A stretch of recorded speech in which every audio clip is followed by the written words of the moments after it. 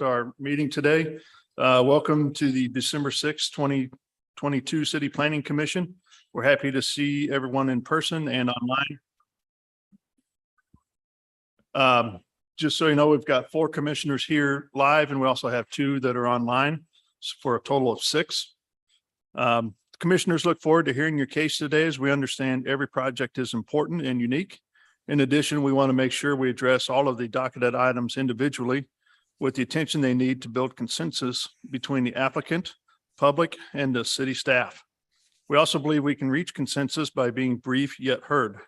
Because our meeting is a hybrid meeting, we have time limits for the cases that we hear, which is 5 minutes for staff presentations, 20 minutes for the applicant, plus questions by the commissioners.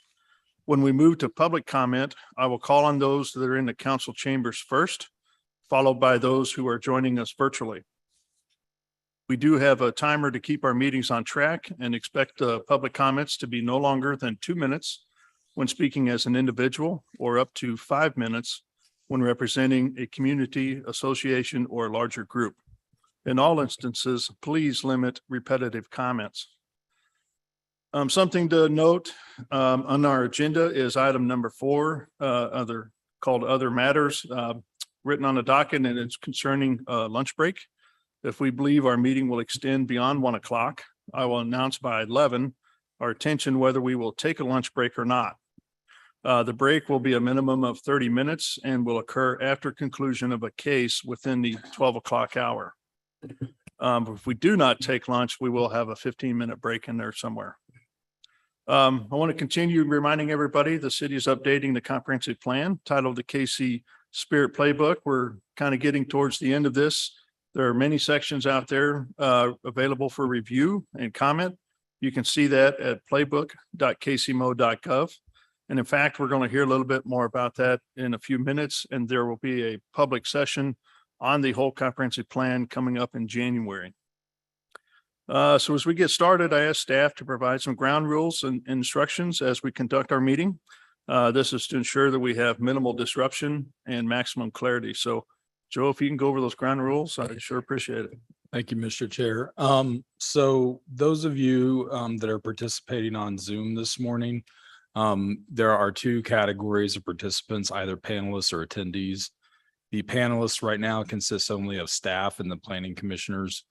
If you are an applicant, whenever the case is called, please go ahead and raise your hand using the Zoom raised hand feature, and we'll promote you over to a panelist position. We do need you to accept the promotion, otherwise you won't appear and will not be able to be heard or seen by the commission. Once you've accepted, you'll move over to a panelist position, and whenever the chair calls for the applicants to speak, you will be able to do that at that time. All of the same is true for any citizens who wish to provide testimony during public hearing. Whenever we're hearing the case and the planner is presenting, you can go ahead and raise your hand if you're interested, and we'll promote you over to a panelist position so that you can testify during the public hearing when the chair opens it. The other thing with Zoom is that the chat feature is useful for questions regarding technology or where we're at on the agenda, but is not to be used to provide testimony on any of the cases. And then finally, I believe that the chair will, when he calls for public hearing, will take first the folks in attendance in the chamber, and then we'll move to folks who are participating on Zoom. And I believe, Mr. Chair, that's all that we have. Okay, thank you. So let's go ahead and get started with today's meeting, beginning with the consent agenda items, please.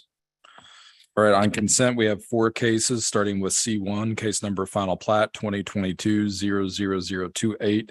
Request to approve a final plat in District UR for the Mabion at 27th and Forest Avenue. Staff recommends approval with conditions. Docket item C2, case number final plat 2019-00019. A request to approve a final plat for Paragon Star third plat, which is located due east of 98th Street and North Fleet Road, or about 2,300 feet northeast of View High Drive and Interstate 470. Staff recommends approval with conditions. Docket item C3, case number CPC 2022-00057. Request to approve a self-storage warehouse in District B4-3 on about 4 acres at Northeast Berry Road and North Bell Fountain Avenue. Staff recommends approval with conditions. And docket item C4, case number CPC 2022-00181. Request to approve a project plan for a landscape buffer in District R6 located at the northwest corner of Northeast 100th Street and Northeast Staley Farms Drive. Staff recommends approval with conditions of that case as well. And that concludes consent. Okay, thank you.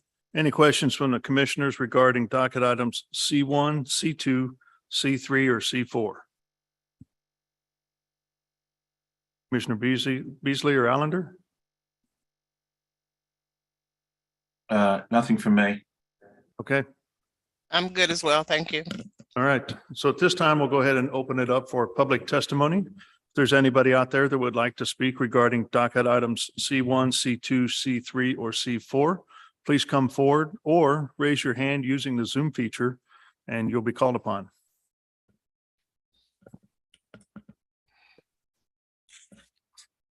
Mr. Chair, there is one person who's raised their hand on Zoom and it doesn't appear that there's anyone in attendance. So I will promote the person on Zoom, which is Garen Miller. Okay.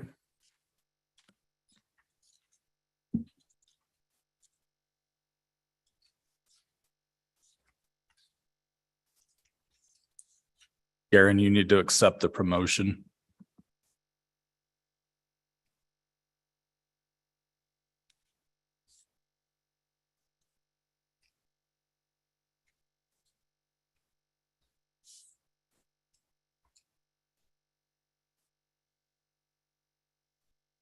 Hello, representing case number C3. Yes. We're the architect of the project. We just would like to request an affirmative. Thank you. Okay. All right. Anybody else, Joe? No one else. Okay, this time we'll go ahead and close public testimony then. And I'll take a motion, please. I move to approve document item C1, C2, C3, and C4 with conditions.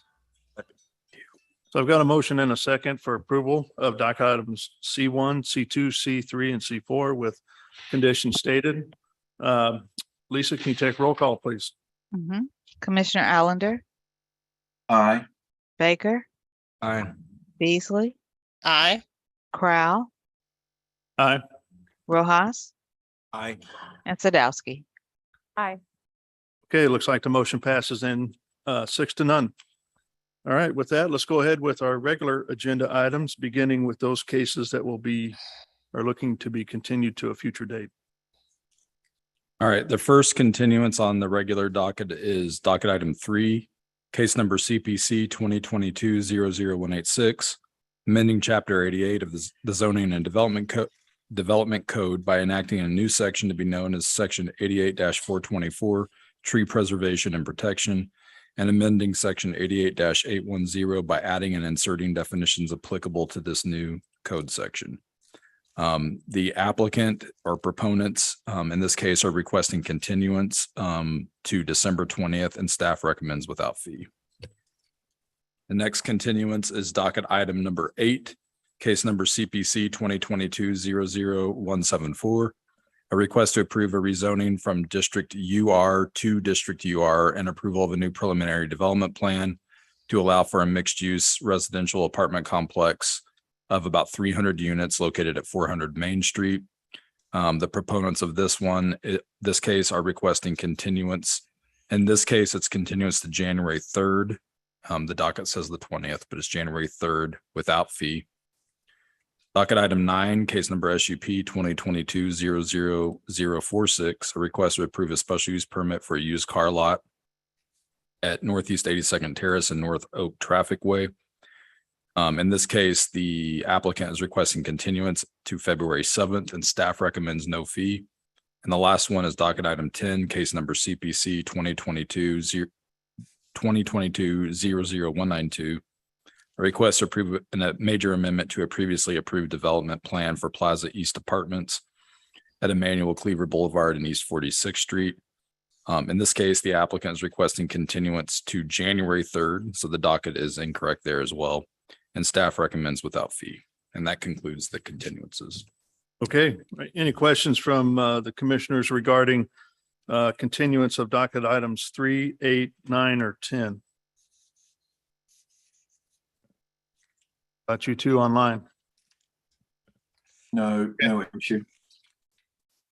All right, so it's time. We'll go ahead and open it up for public testimony for if there's anyone that would like to speak on the continuance of these docket items, please come forward or raise your hand using the Zoom feature and you'll be called upon. Mr. Chair, I see no one in attendance wishing to speak, and there's no one on Zoom with a raised hand. Okay, so we'll go ahead and close public testimony then, and I'll take a motion for the continuance of these cases, please. I move to continue case 3 and 9 as stated on the docket, and move to continue case 8 to January 3rd without fee and 10 to January 3rd without fee. Okay, I've got a motion and a second for continuance of those docket items, which are 3, 8, 9, and 10. Lisa, can you take roll call, please, on that motion? There's a quorum for 3, so I'll call that one first. Commissioner Allender, Aye. Baker, Aye. Crowell, Aye. Rojas, Aye. and Sadowski. Aye. Okay, And looks like board. docket item 3 will be continued to December 20th. And for 8, 9, and 10, Commissioner Allender, Aye. Baker, Aye. Beasley, Aye. Crowell, Aye. Rojas, Aye. and Sadowski. Aye. Okay, it looks like docket items 8, 9, and 10 are also continued to the dates as stated in the motion. All right, with that, let's go ahead and go back to docket item number 1, please. All right, docket item number 1 is case number CPC 2022-00187. A request to appeal city staff's determination to approve a permit, case number CRBF-2022-50296 on about half an acre located at 612 West 47th Street. And since this is an appeal, staff does not have a presentation. Okay.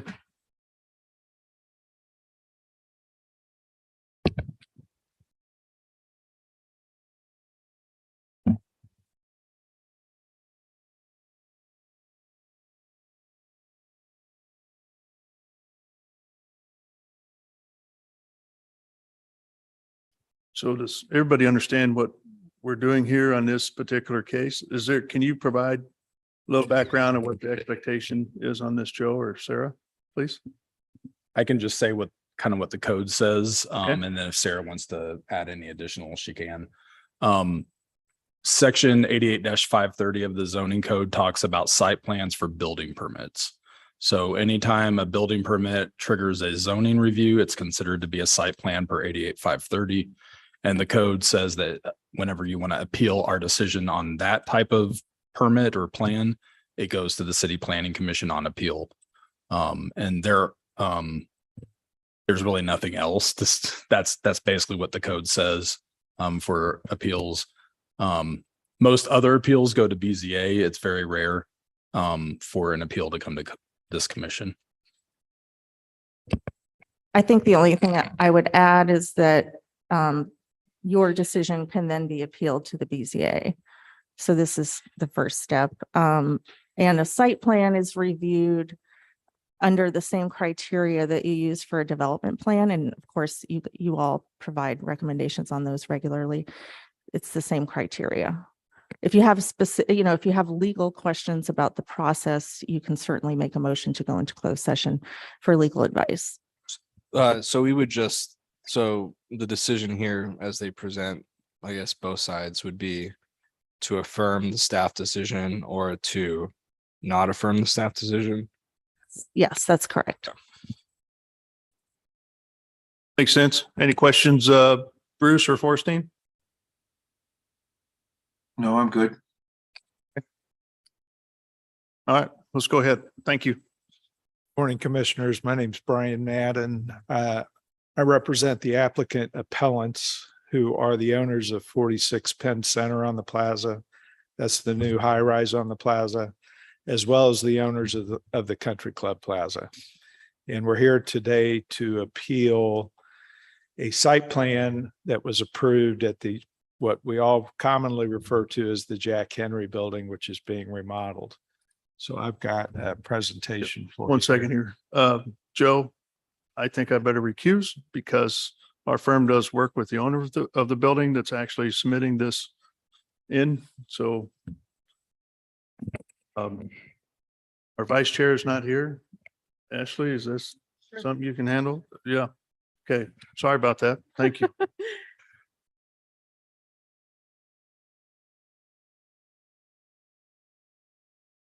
I think you can proceed if you'd like. Before we proceed, is there going to be a request for a continuance? I thought was my understanding there was, and so if that's the case, I think we should take that up first. The applicant is not requesting a I continuance. know, Who's my chair now? Ms. Chair, members of the Plan Commission and Sarah, we're not requesting a continuance. We are requesting a dismissal because the appeal is premature. It's outlined in your staff report. We do not believe that the appeal from this permit is the appropriate appeal because the permit that was cited as subject of the appeal is a shell building permit. It has nothing to do with parking. And it's all cited in the staff report. thanks. I thought you had said previously. But we haven't heard any basis for the appeal. There's no documents uploaded into Compass by the applicant. There's just a statement that they're appealing this specific permit number. If the commission doesn't agree with what staff has said and we're supportive of, then we would request a continuance. So if you want to deal with that issue first. Well, can I ask a quick, when I logged in, I didn't see a staff report for this case. Was there? There is one. There is one now. I had the same issue yesterday. I didn't see it either, but it was uploaded later in the day, I believe. Well, I haven't had time to review it because I only looked at it over the weekend. But the case for anybody else? I think let's go ahead and let the applicant finish speaking to their case and then decide if a continuance is valid for them. All right, so A, I'm unaware of a staff report. We were unable to find one yesterday.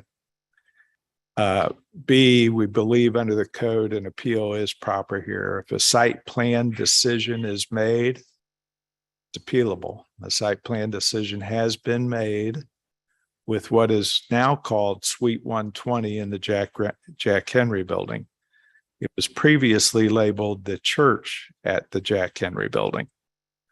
You will see from a prior staff report that parking decisions are to be made as site plan decisions are made at this building. The staff in a prior report said that when a site plan approval is made at this building, parking decisions have to be made. So that's what we're appealing. We don't think a parking analysis was made properly pursuant to that prior staff report.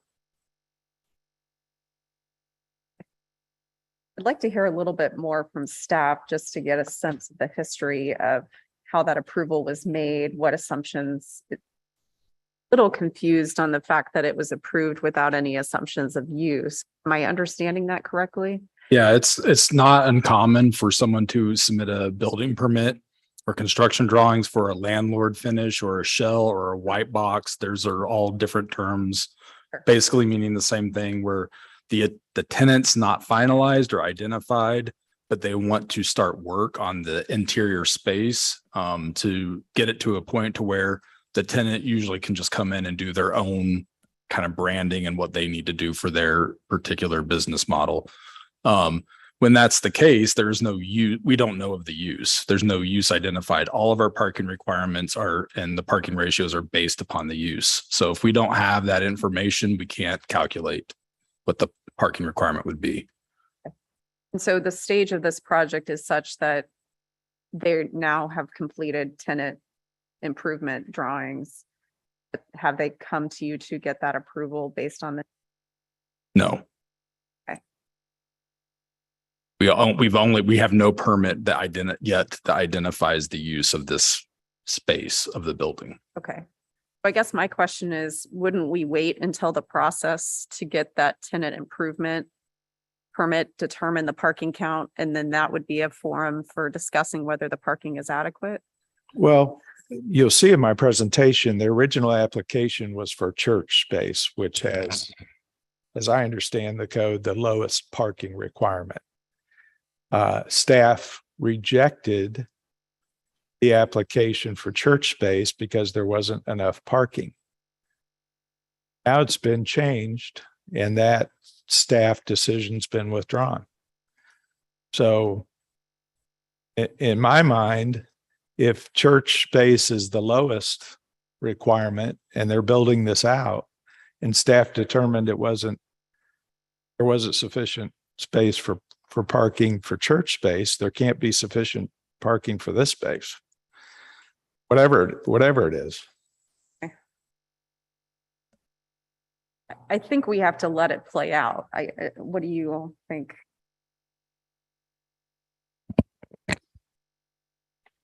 I'm confused as to maybe Ms. Jensen can explain a little bit from their perspective on kind of where they're at in the process. Cause I think we're kind of, and I think, yes, we're in a limbo here. Yeah. Could I ask a different question? Sure, go ahead. Here's where my thought process is when, and help me understand this, when the entire building was slated for remodeling, at that point, did they consider how much parking would be needed for that size building, regardless of the type of tenants that would come in? Are you asking staff or are you asking the developer? I'm asking both. Give me some information here on how you looked at parking. So when projects come to you guys, like this was a development plan at one point that came to you guys when they added some building height to it. Sometimes, particularly if it's single tenant, we do know what the tenant is and therefore we know what the use is and therefore can apply the parking requirement. Okay. In many cases of a multi-tenant building such as this, we don't know what the uses will be. We just know what they kind of have in mind, but we can't apply a firm parking requirement at that time typically because they don't know what the specific tenants will be. So that's usually something that gets deferred to a building permit step because it would be at that point when a tenant finish permit is submitted that we would be able to calculate the parking requirement. And it's on the development team to understand those parking requirements. That's right. Okay. And Based on usage. Right. Okay, thank you, Joseph, for that if I can- information. Thank you. If I can add some things, there's been quite a history on this building, as you have observed. Yeah, The building has really been renovated and rehabilitated, and is an asset now to the plaza area.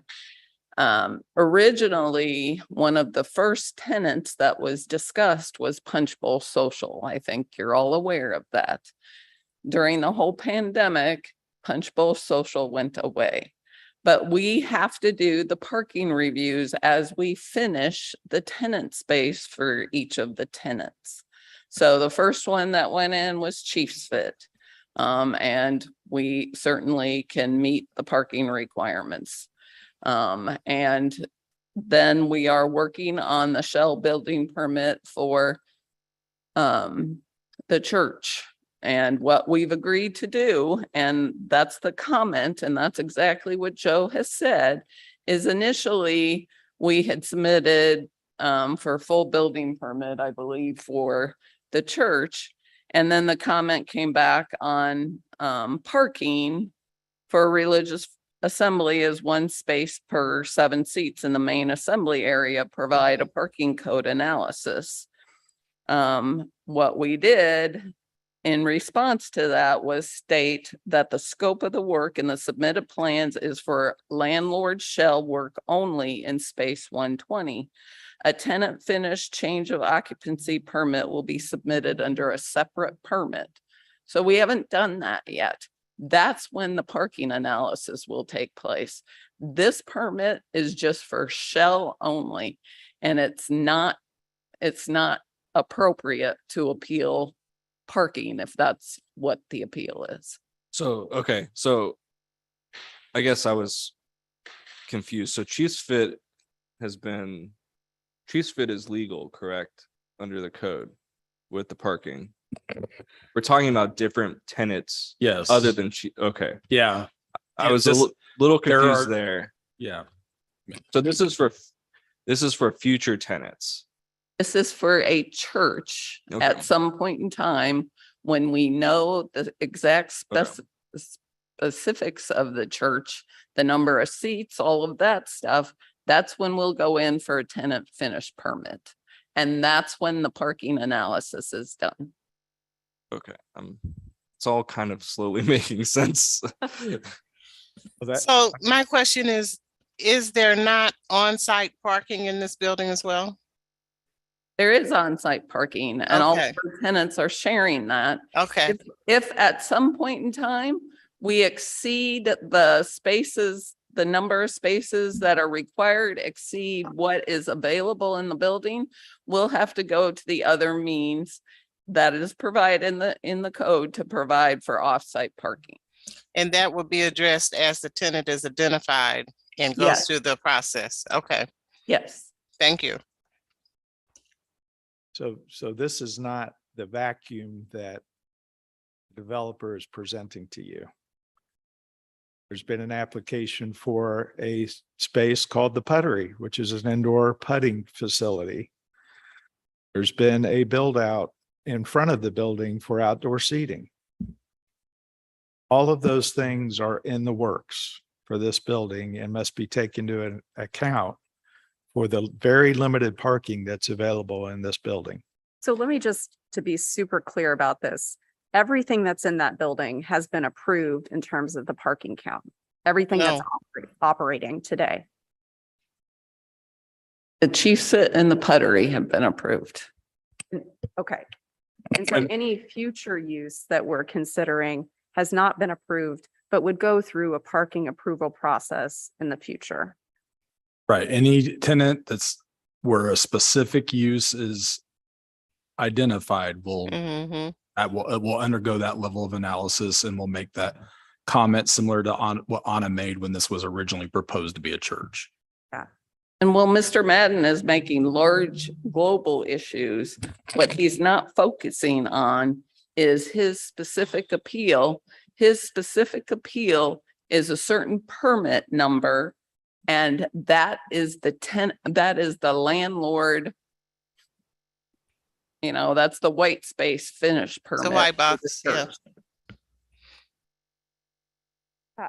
I guess I'm just confused because I think that the process just needs to play out. And it sounds like there's some concerns about whether whatever moves in there has the adequate parking. And that concern may be valid, but it just needs to play out through the process that staff outlined in terms of understanding the parking requirements to receive a permit.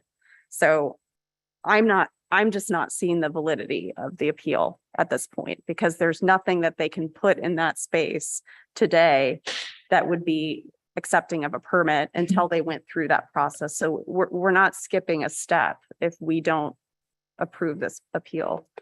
Is there anything else I'm missing, Sarah or Joe? May I show you a couple of my slides? Sure. All right.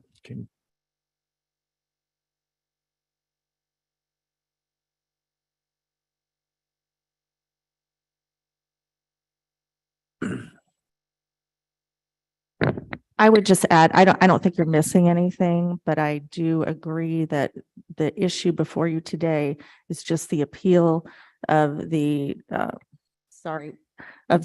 did you call it a tenant finish permit? Oh, That's the only issue, not the other permits that have already been issued. It's the link, it's the owner permit for the white box, not the tenant finish. Okay, sorry. So that's the narrow issue before you For the today. white box. Yeah. Yeah, okay. Okay, so my clients have been trying to find out information about this parking for quite a while from the city staff. And we renewed a sunshine law request in October of this year that we had submitted in April of this year. And in April of this year, we asked the staff to provide us any correspondence regarding parking at the Jack Henry Building, including the number of parking spaces required by law or regulation, including any changes, including any submissions at that building. What have we received between April and now? Absolutely nothing. We've seen on Compass that it's called a church, and the church was rejected because there wasn't enough parking. Then they slashed through that and said it's not a church, it's just a white box. Then today, it's a church again. So what is it? Why aren't you telling us? Why aren't you telling us what you're looking at to make these parking decisions at this building that are going to affect your neighbors? The parking garages around this building are not public. They're privately owned. The people on the plaza pay common area maintenance for those buildings. And when you get overflow parking, this developer's getting that parking for free. It's not fair. And yet we're not being included in this process. That's why we're filing these appeals. We're filing an appeal on this. We're filing an appeal on the Puttery parking. We're filing an appeal on statements that were made. No documents have been given to us to apply a 1991 variance from the Jack Henry building that was completely different in 1991 for parking to today's uses. So we can drag this out and put it off for another day. We have other appeals slated, but you need to know what's going on here. The ball is being hidden from us by the developer and the city staff on these parking decisions. It's been since April and none of this correspondence have we been given, none of it. And again, I totally understand the concerns about parking. We've talked about that extensively in other forums, but I think.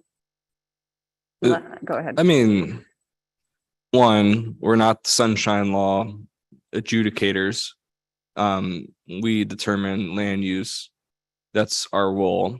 So I understand that these might be issues, but that's not really our purview. I think our purview is kind of appeal. And I think to Commissioner Sadowski's point, it doesn't, I mean, you represent developers as well. Just because something's a name on a title, that stuff changes all the time. And you understand that.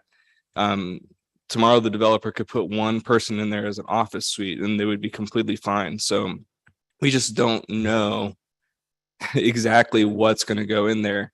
And it's on the developer to ensure that they have the adequate parking or come up with an alternative parking plan like we do other projects. And so I don't think we're at the point where an appeal is necessary for this. That's kind of my take on it. I don't think a continuance is needed. I think a dismissal at this point, because there's really nothing to base it on. But Yeah, I mean, I think as I understand it, the owner is approved for a white box, but that's not supportive of what their ultimate use is. They don't want a white box. They want a tenant in there. And when they're at a time when they have the right tenant, that would be the process for them to evaluate parking, because then they can make an accurate count.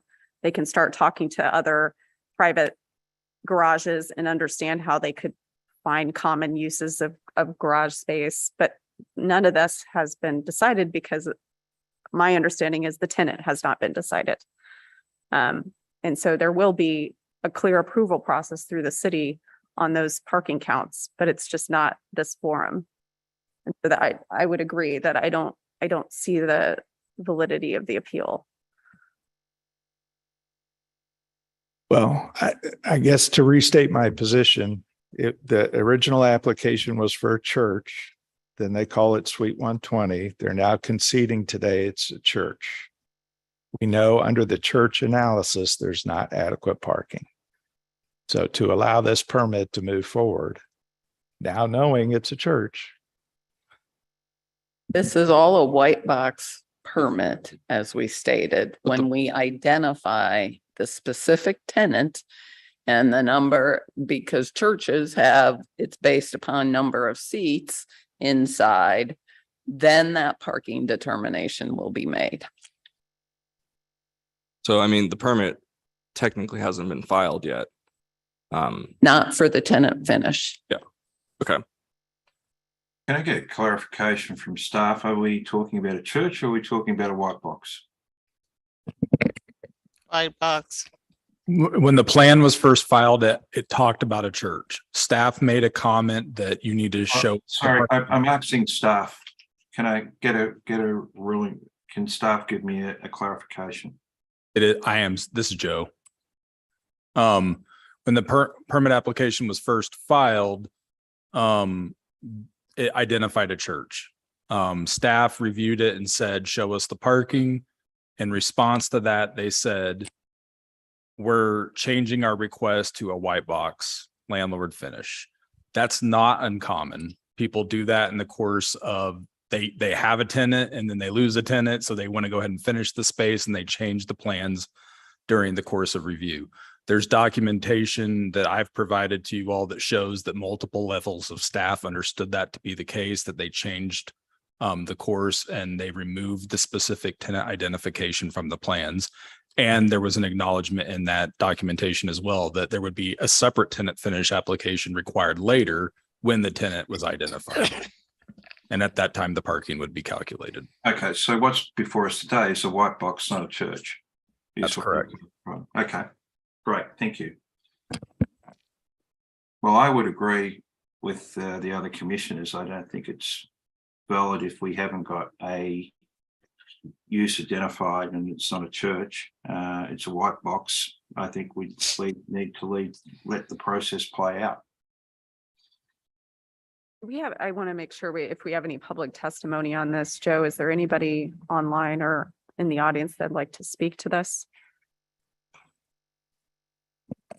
No one has their hand raised on Zoom.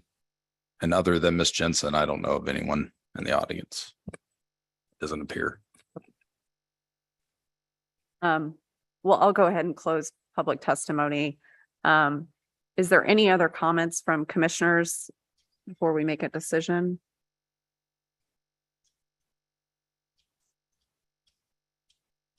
I'll look for a motion then. I move to dismiss case 1. Aye.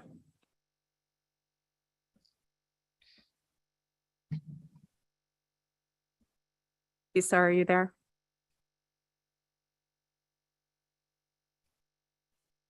Commissioner Allender, Aye. Baker, Aye. Beasley, Aye. Rojas, Aye. and Sadowski. Aye. Thank you. thank you.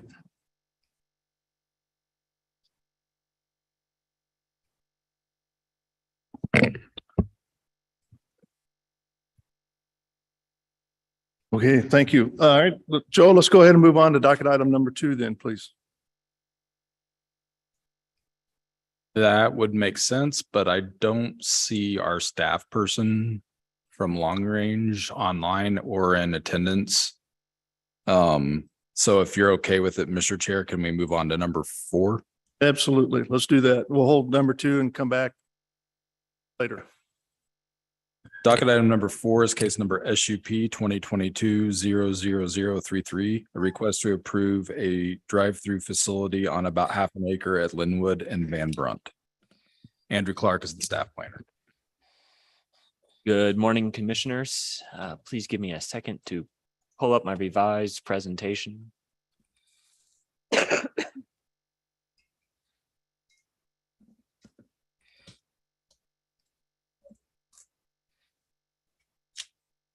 Okay, before you is docket number 4, CD SUP 2022-33. This is for a new Taco Bell on Van Brunt Boulevard. Because of the zoning and location, this requires a special use permit. The site is located on the east side of Kansas City, directly south of I-70 at the interchange of 31st, Linwood, Hardesty, Emmanuel Cleaver, and 40 Highway. The reason why I say this is there are major improvements for this intersection that we all know is quite confusing to a lot of drivers. The site right here is currently a vacant site. There was a Taco Bell there years ago. And then here's a view looking to the northwest from. Andrew, I'm not seeing your slides. I just see the case number still showing.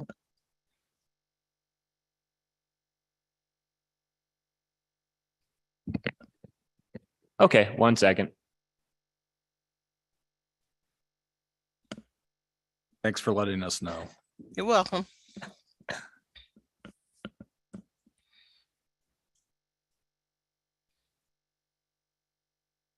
I will present like this. Can you see Okay. this, Commissioner I see Beasley? them. I do. Thank Okay. you. Thank you. Okay, so this is looking to the northwest. As I stated, it's a currently vacant site. And then here is a plan from the Capital Projects Division of Public Works to reconfigure this intersection. And as you can see, the reconfiguration does affect this current site. Most importantly, it will make vehicular traffic safer in this area. And then there's also a proposed trail that will run adjacent to this proposed project. We've been working with the applicant since March. This project's quite complex because we're not only working with city planning, but public works and parks and recreation. So there's been a lot of collaboration here. Also, this project's at the intersection of 2 boulevards, and according to our code, that's a development node, which has high standards for any type of use that is a vehicular use, such as a drive-through. The code discourages these uses and makes it quite hard to comply with the code. Working with the applicant for over 6 months, they have come up with a plan that from planning's perspective and parks perspective is as close as we can get to complying with the code. And the only variances this applicant is seeking now is simply due to the shape of this lot. As you can see here on the site plan, the applicant has moved the building to the corner of the street, and the landscape plan showed it in greater detail to entirely limit the visibility of vehicles at all, which is the whole point of the Boulevard and Parkway standards. If we're going to have this use, we need to screen the vehicles as much as possible. And the applicant has presented us with a plan that meets the goals of the Boulevard and Parkway standards. Staff is also recommending that this case move forward to the Board of Zoning Adjustment because this does set a precedent that fast food establishments can comply with our code. They don't have to follow a prototype. So staff, of course, applauds the applicant for working with us for the last few months to achieve this goal. The elevations, the Boulevard and Parkway standards do state that if this is on a development node, it has to be the highest quality building materials. The applicant is giving us an entirely 100% brick building.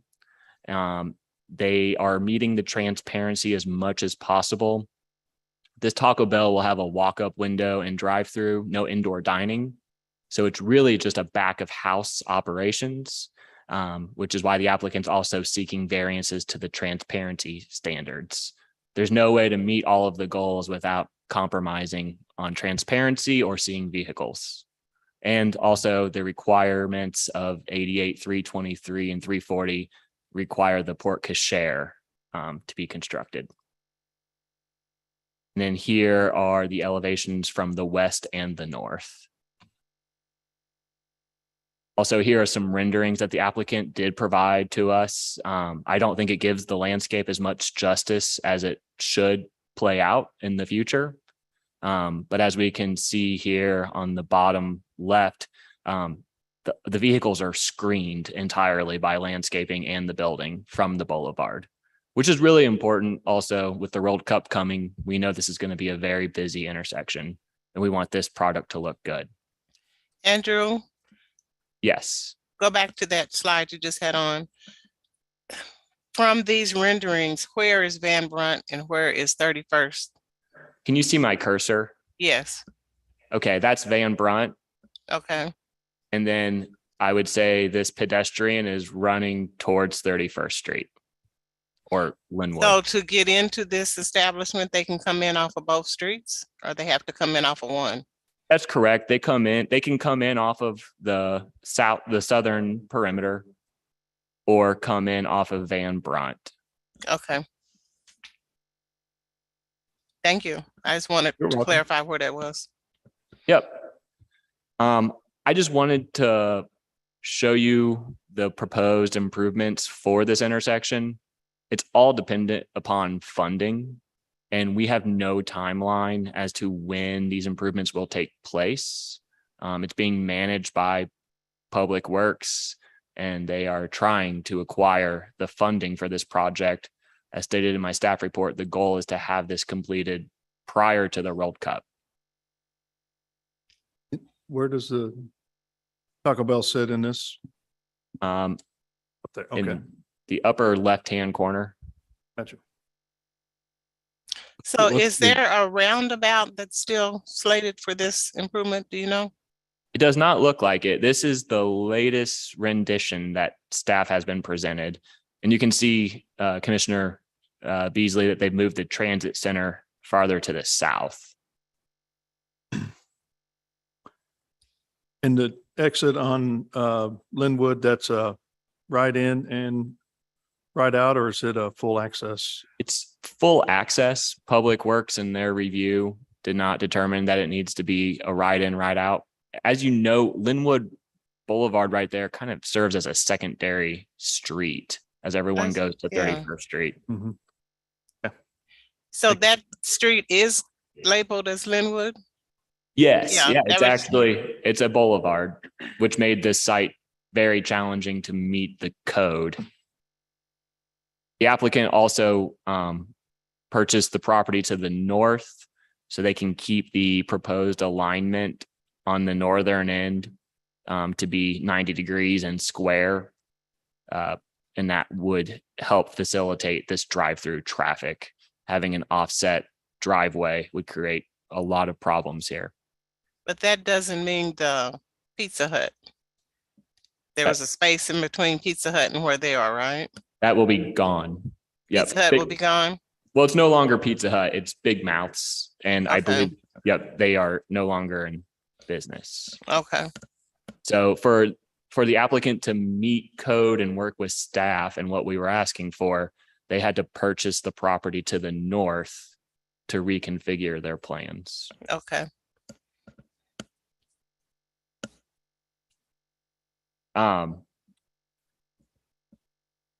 So because we're collaborating with Parks and Public Works, there are a few conditions that we need to make sure Public Works and Parks are okay with. This case is scheduled to go to the Board of Zoning Adjustment next Tuesday. I've talked to the applicant. We would like the next 4 days to make sure that Parks and Public Works are okay to finalize the details of conditions 5, 20, 21, and 22.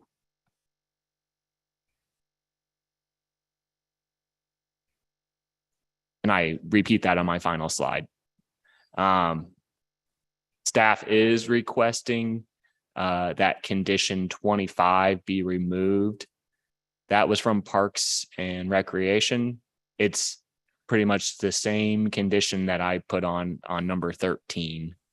It's to create better transparency that will allow for higher visibility and safety at this intersection.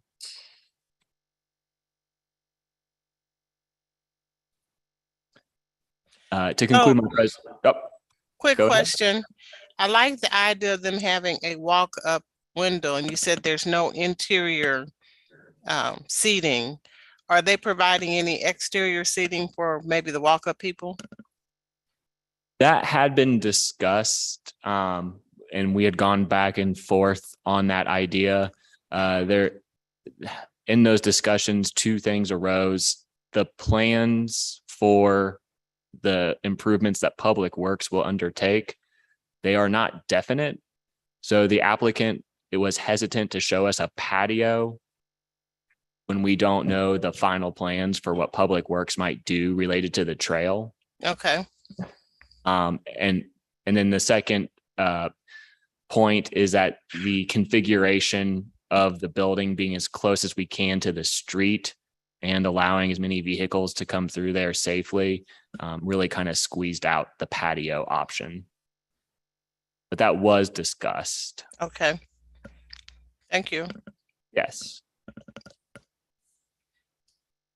To conclude, staff is recommending approval with conditions and requesting that the CPC propose the following condition that I had just brought up.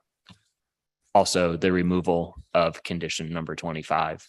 And that concludes my presentation. Thank you. Any other questions for city staff? I just have one with regards. Have you looked at the buildup of traffic around the drive-through? I'm sorry. The traffic coming in, I mean, how many cars can that take? And are you expecting that there could be a build-up back onto the boulevard of people waiting to get their food, essentially? Right. That is, I know Matt Gibbs is on the call. If we can promote Matt. Matt is the civil engineer for the site, who has worked on the multiple renditions that have gone back and forth, and he can talk about the queuing space. Any other questions for city staff? Okay, let's go ahead and welcome the applicant then. Thank you. Good morning, Mr. Chairman, members of the Planning Commission. My name is Aaron March. I'm an attorney with the Rouse Fretz White Goss Law Firm here today on behalf of the applicant developer. With me to my right is Max DiCarlo, a principal with First Street Development, who is the developer of this Taco Bell. As mentioned, Matt Gibbs, our project engineer with VHC Roads, is available and online, as is our architect, Rosa Paddock, with GLMV Architects.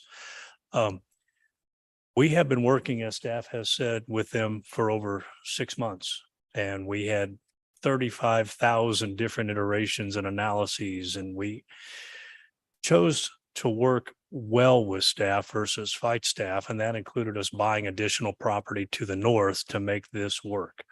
I'm happy to sit before you today and say we agree with the staff presentation and all of the conditions as modified. We don't have a conflict on the ones we still need to work out. Those are how do we be smart about the timing of the public works improvements to the boulevards versus our timing. Should we put street trees in the right of way, as it would typically be done by the developer, only 6 months later to have them torn out? Should we pour a driveway only 6 months later to have them been torn out? So it's not that we aren't going to go to parks for approval of permits. It's that we need to get a little bit smarter on the timing. We will work this out. This is low hanging fruit compared to where we have come from in the past. So I'm here before you to say we would gladly, if it's your pleasure, take a motion and a vote, or I do have a PowerPoint presentation which largely mirrors what you saw from staff, but I'd rather give you back your morning and allow you to move on your agenda. We'd be happy to answer any questions that you might have. Although on the question of stacking, because the drive-through is interior to the site and you have to come through the drive lane, there are 10 cars I believe that number is correct, and Matt can correct me if I'm wrong, actually in the drive-through that don't even take you into the parking lot area. So there is more than enough room for overflow stacking. And we're showing two drive-through lanes. One is for, as is kind of become the norm today, drive-through specific for a DoorDash or a another pickup service. Those goes very, very quickly. The other is your typical drive-through. So we believe that there's more than enough parking, and it will not back up because it'll curve around and into our parking lot before it ever gets back onto Linwood. Excuse me, back onto Van Brunt. Thank you. Happy to answer any questions. And if you'd like a presentation, happy to make that as well. Okay, thank you. Any questions for the applicant?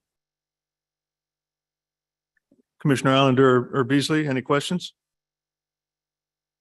No, I I think just have a quick one. The new Taco Bell that is here at Prospect and I-70, is that one of yours? Yes, it is. It is, Commissioner. So that does bring up what Commissioner Allender had said, but I believe you've answered that. Sounds like your entry and configuration is different because there are times that backup is interfering with people getting into your lot to go through the drive-through. Yeah, I mean, in this iteration, the proposed building on Van Brunt is a new prototype. So obviously, as we continue to evolve as a brand, we learn through experience, and sometimes that has been an issue, but we're very confident in this revised prototype that will not be an issue, given the 10 cars that we have in the queue and the throughput that will occur very quickly with the what we like to call the aggregator services such as Grubhub, DoorDash, et cetera. So not a concern of ours here. Okay, thank you. Anything else? Commissioner Allender? no, I'm good. All right, very good. Thank you. So at this time, we'll go ahead and open it up for any public testimony. If there's anybody that would like to speak regarding docket item number 4, please come forward or raise your hand using the Zoom feature. Mr. Chair, there's no one in the chamber wishing to speak and no one on Zoom who's raised their hand. Okay, thank you. So we'll go ahead and close public testimony then. Anything else to add at this time? Okay. The conditions you did provide, the 5, 20, 21, and 22, did you provide like what the modifications are? Oh, they're just going to continue to work until through BZA. Okay, perfect. And the removal of 25. Okay. All right, so I'll take a motion, please. I move to approve docket item 4 with conditions, adding the condition of working with city staff to finalize the details of conditions 5, 20, 21, and 22 prior to BZA on 12/13, and removing condition 25. Second, Okay, so I've got a motion and a second for approval of docket item number 4 with modifications to the conditions as stated. Lisa, can you take roll call, please? Commissioner Allender, Aye. Baker, Aye. Beasley, aye. Crowell, Aye. Rojas, and Sadowski. Aye. Okay, looks like the motion passes 6-0. Thank you for all your work on this and working with staff to get this figured out. Yep, good luck. Yeah, thank you. Yeah, C-Max. All right, let's go ahead and move on to docket item number 5, please. All right, docket item number 5 is case number SUP 2022-00043. Request to approve a special use permit in District M2-3 on about 2.5 acres on the east side of North Everton Road, about 500 feet south of Northwest 104th Street, to allow for a residential reentry center. Matthew Barnes is the staff planner.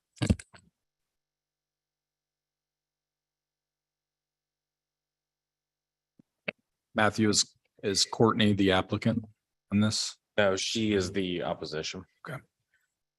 Is the applicant available?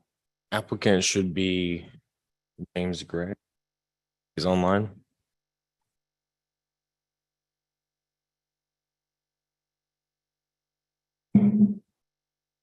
James who? Greg or it's also a If you're the applicant, could you please raise your hand if you're in Zoom?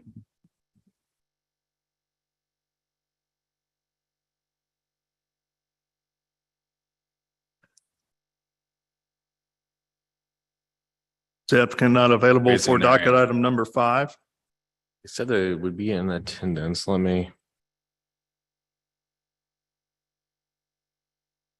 There is a phone number. And I don't know if they can always raise their hand. I guess I can allow that person to talk. 816-510-4107. Are you the applicant on this case? You're muted. I am not. Okay. I am Thank- not the applicant. Okay, suggest we hold this project, docket item 5, and move on to docket item number 6. Okay. Till the applicant's available. Okay. Docket item 6 is 2 companion cases, starting with 6.1, case number CPC 2022-00177. Request to approve a rezoning from District R80 to District R7.5 on about 145 acres at the southeast corner of East 139th Street and Horridge Road for Summit View Farms. Docket item 6.2, case number CPC 2022-00178. A request to approve a development plan in District R7.5, which also acts as a preliminary plat to create 300 detached residential lots at the same location. Matthew Barnes is the staff planner.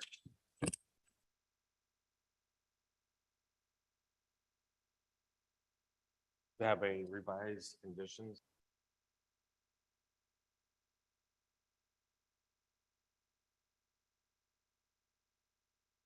All right, thank you.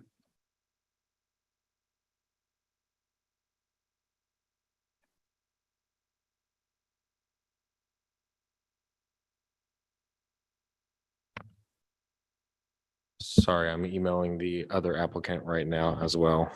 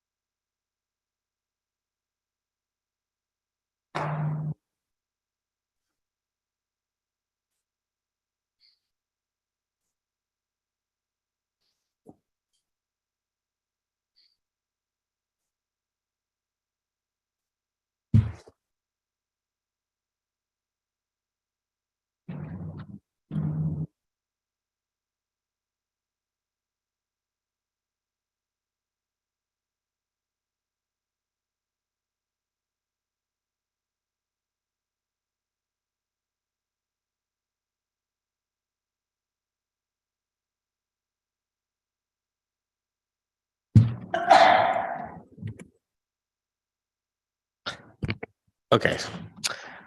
Good morning, commissioners. Today we have docket item number 6, which is 2 companion cases, a rezoning and a development plan for Summit View Farms located at East 139th Street and Horridge Road. Here's its location. You can see it is in the bottom southern portion of Kansas City. Here's a closer view. It is in the boot, quote unquote, of the city, right there in the corner. Your presentation is not visible to us.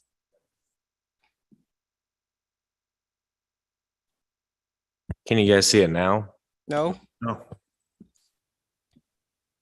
You have to come over this other screen or whatever. There you go.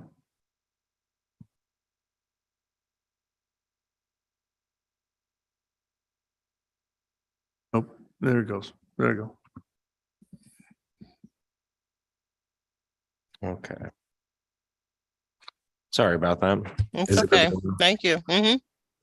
Okay, there's its location in the southern end of Kansas City, as stated. And there's another view outlined in blue, and its location adjacent to Lee Summit to the east, which is also the existing Summit View Farms within the Lee Summit area. The applicant is proposing a rezoning from R80 to R7.5. This is in accordance with the future land use for the site, which recommends residential low density and open space. The open space there is in the future land uses for the stream, which the applicant is obtaining through the stream buffer, as well as it is in accordance with the single family homes located just adjacent to it within Lee Summit. Development plan is proposing to connect to the existing Summit View Farms in Lee Summit as stated. This phase within Kansas City is for 300 single family lots. I believe 54 of those or 52 are maintenance free lots. The rest are just traditional lots. They're proposing also 9 tracks, private open space tracks within 7 phases. Some amenities include walking trails and a dog park. Here is here's the development plan. The pink is the maintenance-free properties. In this rendering, it's important to know that north is to the left side of the screen. You can see the connections they are providing to the existing Lee Summit development, which is in accordance with the Kansas City, Missouri requirements for street connections, as well as connections to Horridge and 139th streets. It is important to note that phase 1 will be utilizing Lee Summit water and not Kansas City, Missouri water. That is the only phase, I believe. It is the only phase that is utilizing Summit water. The applicant is requesting deviations for sidewalk improvements. Joe, can you text Bailey? I was going to text her when case 4 ended. Oh, thank you. Section 88-405-07 requires that sidewalks must be in accordance with the Department of Public Works standards. And Bailey can kind of talk more on their standards, but the applicant is requesting only sidewalks on one side of the street. And I believe that is what they have provided in the Lee Summit side of the development. And they're requesting that deviation for. You mind speaking up? Can hardly hear you. Sorry, that is what they're Thank you. requesting deviations for the Kansas City, Missouri side. There is one condition in the report that I just handed you that we are in agreement to revise. That is 7C, which states that the plans show a 30-foot private open space tract between the lots 286, 294 through 299, as that is a double frontage lot. The zoning and development code only requires a private open space tract when it abuts major streets, and the applicant has requested that it is switched to an easement, but also screened. So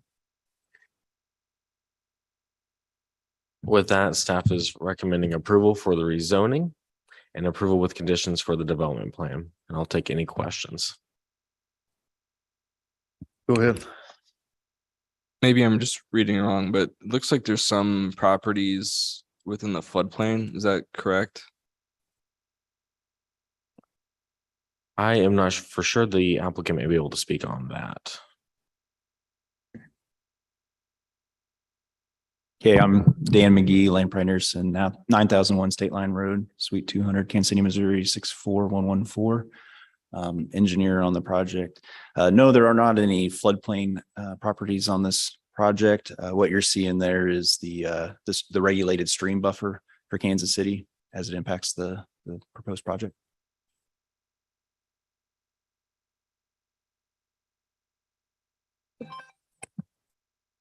Any other questions from the commissioners? Go ahead. For the lots that are overlapping the stream buffer easement, are they looking for a variance for those lots? Not that I'm aware of. You're allowed to do a certain amount in the outer zone, and I believe that's what is shown on Okay. the plans. You cannot exceed 40% of the outer zone disturbance. Okay. Any other questions from the commissioners? Commissioner Allender or Beasley? You want to wait for applicant to speak? Yeah, not for staff. Okay. All right, let's go ahead and welcome the applicants then. Good morning. Mr. Chairman, members of the Plan Commission, my name is Patricia Jensen with the Rouse Fretz Law Firm with offices located at 4510 Bellevue, here today on behalf of the applicant. And with me is the applicant, Mr. Bill Kenny. And behind us, of course, is our engineer, Dan McGee. There's really only one issue that we're having. I'll show it to you in terms of a slide later on, but in your plan conditions, it is condition 2, 7A, and then 18 with regards to the and sidewalks portion. So we are requesting that we only have to construct sidewalks on one side of the internal streets. We are constructing them on both sides of the other streets, but it's just the internal streets. So I'm gonna share my presentation with you. Again, as Matt identified, and we do need to thank Matt a lot because Olafu had to suddenly leave town and he's pinch hitting today. And he's done a great job. So as he has identified, this is the very southeastern portion of the city next to Lee Summit.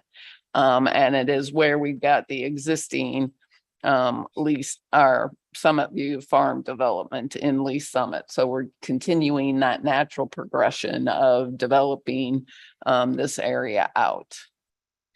And what we've asked for is to approve the rezoning to R7.5, approve the development plan with the preliminary plat for Summit View Farms, and then approve the Summit View Farms 6 plat, which consists of 23 single-family lots and 1 tract. At the beginning of this, we did have a public engagement meeting. We had 2 members of the people who were notified that attended. They didn't seem to have any issues. They just had more questions than anything. So this is the development plan that we're asking for approval. This is the 6th plat. And then this is the sole issue with regards to sidewalks and why we have asked for just sidewalks on one side of the residential streets, the internal streets. We've got 2 sidewalks on the collector streets, but if you look to our east in the existing Summit View Farms, we have sidewalks on one side of the street.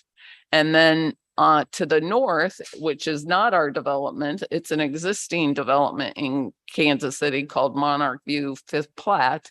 There are sidewalks on both sides of the streets when they're the collector streets, but there are actually no sidewalks adjacent to all of those homes. So we are asking for just to construct sidewalks on one side of the residential streets as identified on our plans. And I can have Dan add more or Mr. Kenny add more if they want to regarding the sidewalks.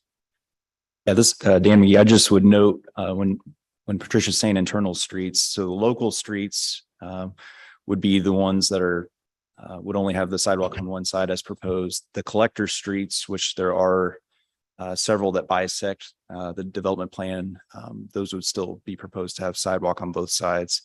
That is also consistent with the streets that we're connecting to in Lee Summit, Klein. 143rd Street is a collector street, and as constructed further to the east, it has sidewalks on both sides. So we're proposing to continue that across this project as well. Yeah. Hi, my name is Bill Kenny. I might add, Summit View Farms has 120 lots that are in the Lee Summit section. It's already been developed, and the 6th plat is on that stream buffer side. And the rest of the subdivision on the Kansas City side would just, since it's all one subdivision, would be identical in sidewalks as to the Lee Summit portion. So with that, we're requesting approval of it subject to the conditions that Matt has handed you, including the revision that he did to 7C to say a 30-foot easement. And then we're asking you to delete condition 2, 7A, and delete and sidewalks on 18.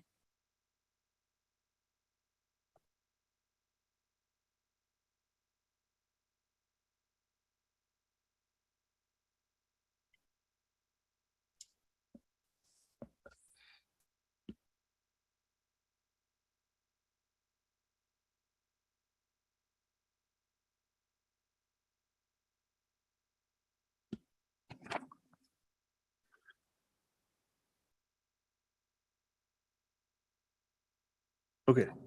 Any questions for the applicant? Mr. Chair, I've got a couple. So I just want to be clear. So staff aren't supportive of not having sidewalks on both sides, as I read the staff report. Is the only reason why you're not putting sidewalks in there because the other developments haven't done it? So that's what I'm taking out of the presentation today. Well, it is one development, even though it crosses a city limit line. So we're trying to make our development consistent with what exists today. Okay. And then I'm going to ask my normal question, the detention ponds, what type of detention ponds are they? Yeah, well, so we have proposed stormwater management, which would be tied to each phase as appropriate through the micro studies and all that. We're anticipating it'd be a combination of extended dry detention to provide, obviously we have to provide water quality as well as the detention. So there may also be some mechanical means for water treatment to supplement the basins as well. And Commissioner Allender, I know you're interested in this. They'll have appropriate vegetation in there that will help us meet the BMP water quality. It's also pretty extensive trail system throughout our proposed development. So. No, it's good if you've got vegetation in there. I just wanted to make sure they're just not concrete line detention ponds. No, it's going to be an asset to the community. Yeah, that's what I'm hoping. Okay, that's all I've got. Okay, Commissioner Beasley? Timeline, how soon they think they'll be ready to up and go and get completed? I couldn't understand you, Commissioner Beasley. I'm always interested in the process to get the project completed. When you plan on starting and how long you think it'll take? Your start date. We have just finished the fourth plat in Lee Summit, 46 lots of 120. We usually start when we get about a 70% takedown.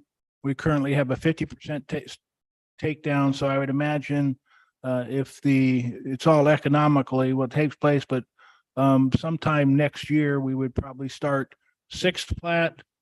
And then we would move to the north or to the south section near Horridge Road. There's a Lee Summit Elementary School right there. And we would start that on the remainder of the subdivision after 6th plat. Okay. Anything else? Anybody have any questions? Okay, at this time, let's go ahead and open it up for public testimony. If there's anybody out there that would like to speak regarding docket item number 6, please come forward or raise your hand using the Zoom feature and you'll be called upon. Mr. Chair, it doesn't appear that there's anyone in the chamber wishing to speak, and the only person with the raised hand is the person who raised their hand on the residential reentry case that we are holding until the applicant can attend. Okay. So I don't believe there's anyone on Zoom that wishes to speak either. Okay, sounds good. Thank you. So at this time, we'll go ahead and close public testimony then.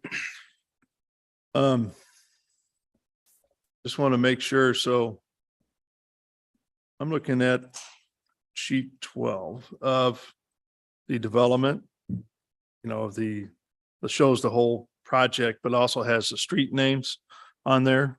So we're still gonna have double sidewalk on 139th Terrace, Sandra Street, 145th Terrace, and then up Carlton.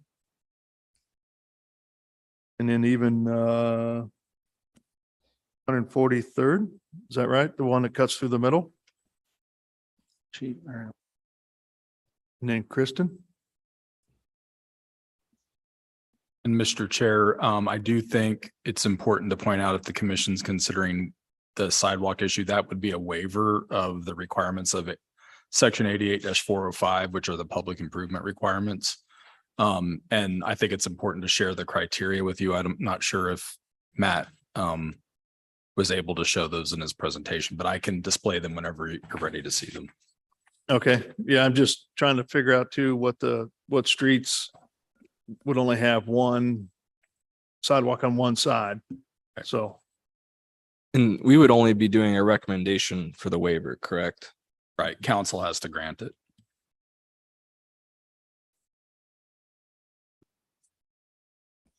Mr. McGee's looking at the plans to confirm you. so yeah, so just kind of following along again. You said all the exterior stuff. So if we look at the north piece, only looking at 140th Street, 140th Terrace, 142nd Street, one side. I think when exterior streets, I think what was intended there was that we're talking about Horridge and 139th Street when those are improved. I mean, obviously those are going to have sidewalks along those exterior roads. As far as internal to the subdivision, it's the 143rd / Klein that bisects the site in the midpoint there. Also Kenny Street, it runs north-south through there is the other one. And then there's one more further to the south. 145th. Yes, the one that runs east-west across the site there. So those would remain, or you're requesting those remain as two Correct. sidewalk on each side? Correct. Sandra Street would not. That is correct. That's the north-south on the very west end of the subdivision. Okay. Joe, you want to go through the waiver request? Yeah, it says, I have it up on the screen. It says to recommend or approve a waiver or modification of the subdivision design and improvement standards. The planning commission and council must determine that each of the following conditions exist. One, that there are special circumstances or conditions affecting the property. Two, that the waiver or modification is necessary for reasonable and acceptable development of the property in question and is not a greater modification or waiver than is required to allow reasonable and acceptable development. And three, that the granting of the waiver or modification will not be detrimental to the public welfare or injurious to other property in the vicinity in which the property is situated. So Joe, when staff looked at that, obviously you didn't think they met that criteria. Yeah, that's right.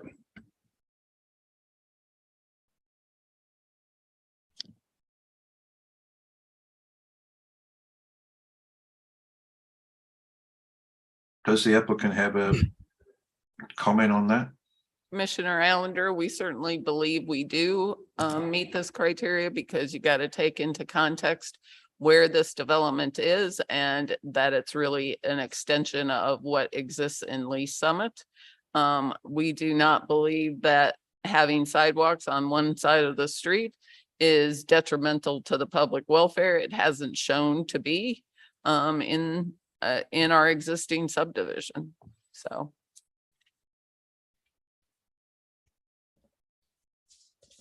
Okay. Any other comments, questions from the commission? I think with sidewalks, I think it's one, since we don't really make the final determination. I like to have this presented in full to city council because of the cost implications of potentially even adding sidewalks in the future. Not saying you're planning on doing it, but I think that's a consideration. So I'd be in favor of keeping it I'm sure city council will be a little bit more lenient on it, but they also probably have different concerns beyond just the land use of exempting sidewalks. So I don't necessarily have an issue with it on those smaller streets being one sidewalk on one side is fairly typical I've lived in. So I don't necessarily see that as being a detriment to walkability. I'm in favor of the variance, but I do agree that it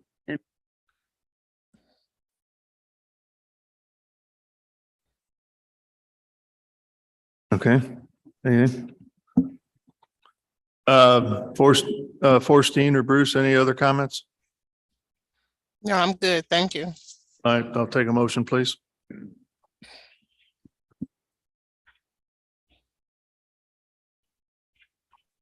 motion, do we want to remove, just to confirm, we want to remove to 7A and strike the language of and sidewalks from 18?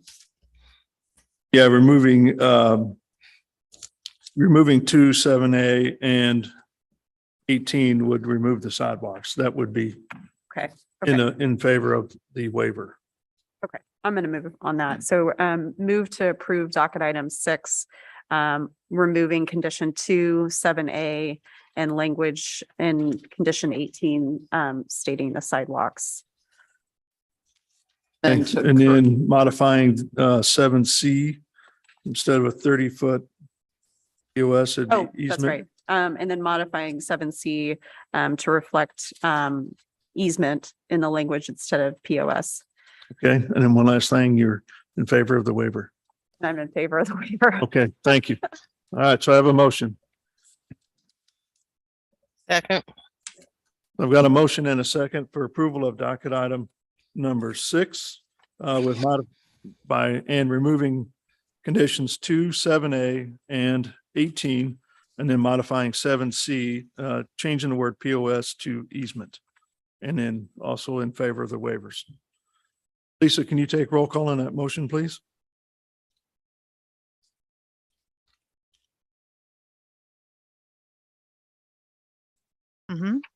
Commissioner Allender, Aye.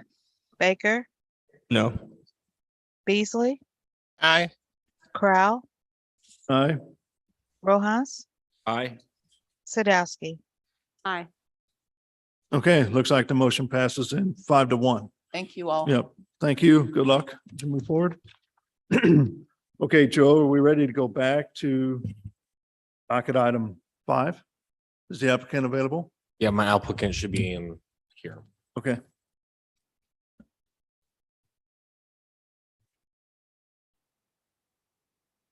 Okay, I think we've already opened up and introduced docket item 5, so let's go ahead and start with the staff presentation then.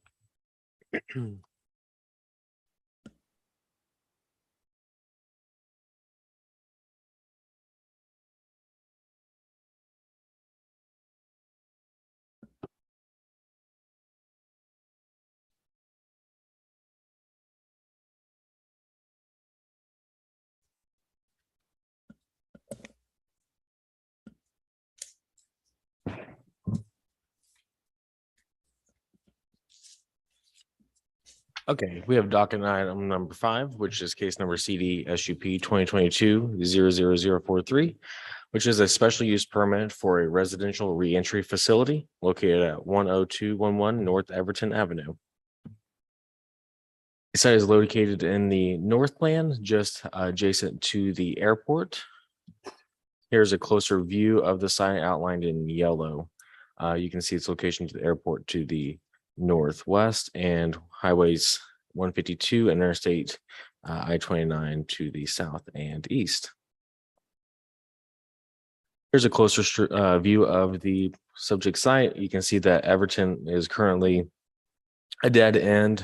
There is a paper street to the south, which could eventually connect into 101st Terrace.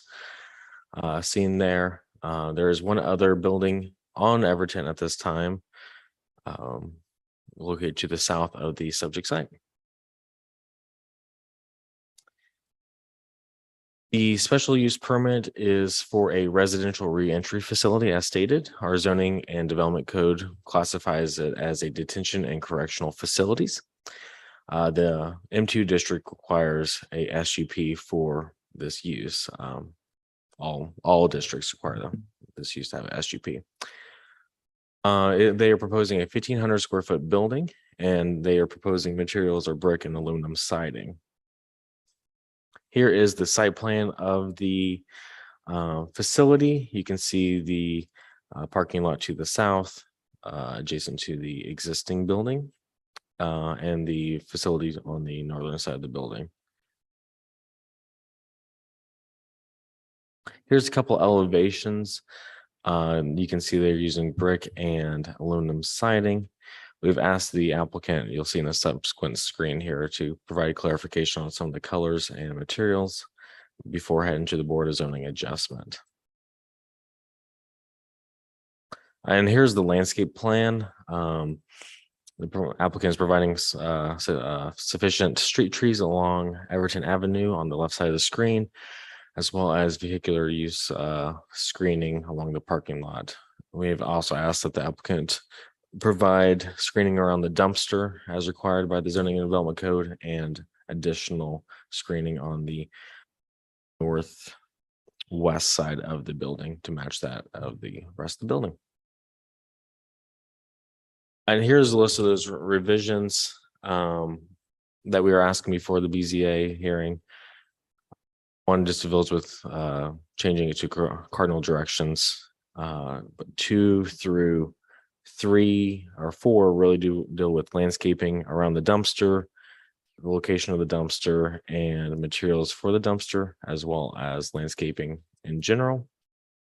And then 6 is that clarification on the colors of the brick and aluminum to be used.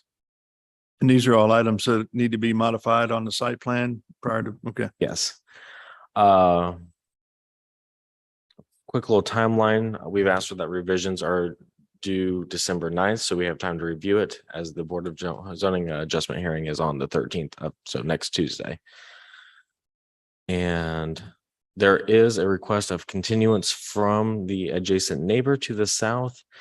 She has submitted a letter asking for a continuance. That letter was provided in the staff report as attachment number 4, I believe. She has requested for more time to prepare for thorough opposition. Staff is recommending approval with conditions for the docket item number 5, the special use permit for the residential reentry facility. And I can answer any questions you guys may have.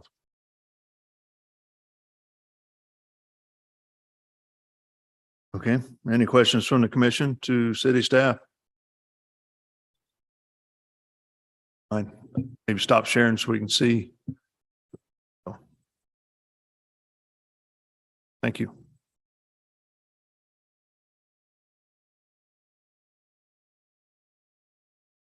All right, so seeing no questions, we'll go ahead and welcome the applicant then. Either, am I stating your names and apologies address for for the record, delay. please? State your name and address for the record. Greg Hebner, 1126 Hilltop Drive, Lawrence, Kansas. Okay. James Gregg, 2420 Southwest Winterfield Court, Lee Summit. Okay, you mind telling us about your project and what you anticipate doing there? Yeah, so it's a residential reentry project. So we are looking to obtain a operating agreement with the Bureau of Prisons from the Department of Justice at the federal government level to operate a residential reentry center as the Bureau of Prisons defines it. These individuals are on the process of getting released from their incarceration, and the purpose of the residential reentry center is to acclimate them back to civilian life through programming, getting them update to not only using mobile technology, but also just balancing bank accounts, finding employment, finding a place to rent, etc. Will they actually live on site? They will be housed in this environment. Yeah, in this building. Yes. What's the typical time frame that somebody lives there before they go on their own? 6 to 9 months. Okay. How many people do you anticipate being there? Up to 55 right now.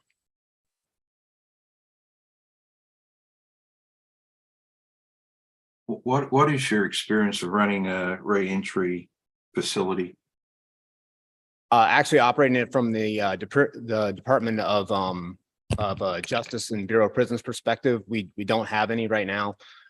We are engaged with several other consultants on our team that do have experience, both we're actually employed by the Bureau of Prisons and or have operated similar facilities in other jurisdictions. Myself personally, I work with the Missouri Department of Corrections, helping individuals pretty much do the same thing already here in Missouri.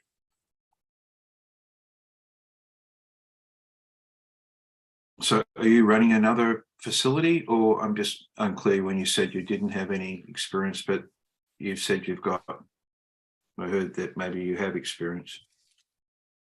We don't have one from the federal level at this time. However, there are other members of our team that do have experience running one, and other individuals that have actually worked for the Bureau of Prisons, overseeing residential reentry centers like what we plan to operate. There's a very strict code of ethics and a process that we need to follow on a quarterly basis to continue to be able to operate said facility. Myself personally, I work with the Missouri Department of Corrections, doing something very similar to this already. Okay, thank you. And then the other team members, are they going to be involved in the operation? How is that going to all work? Yes, they will be involved in the operational side of things. Correct. And how many are they operating? What's their experience?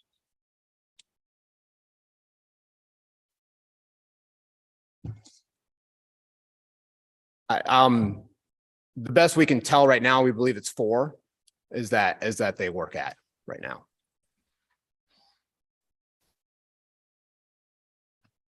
So you don't know exactly what they're. I don't know exact count. I know there's a minimum of 4 right now that they've talked about. And where are they operating those? Do you know?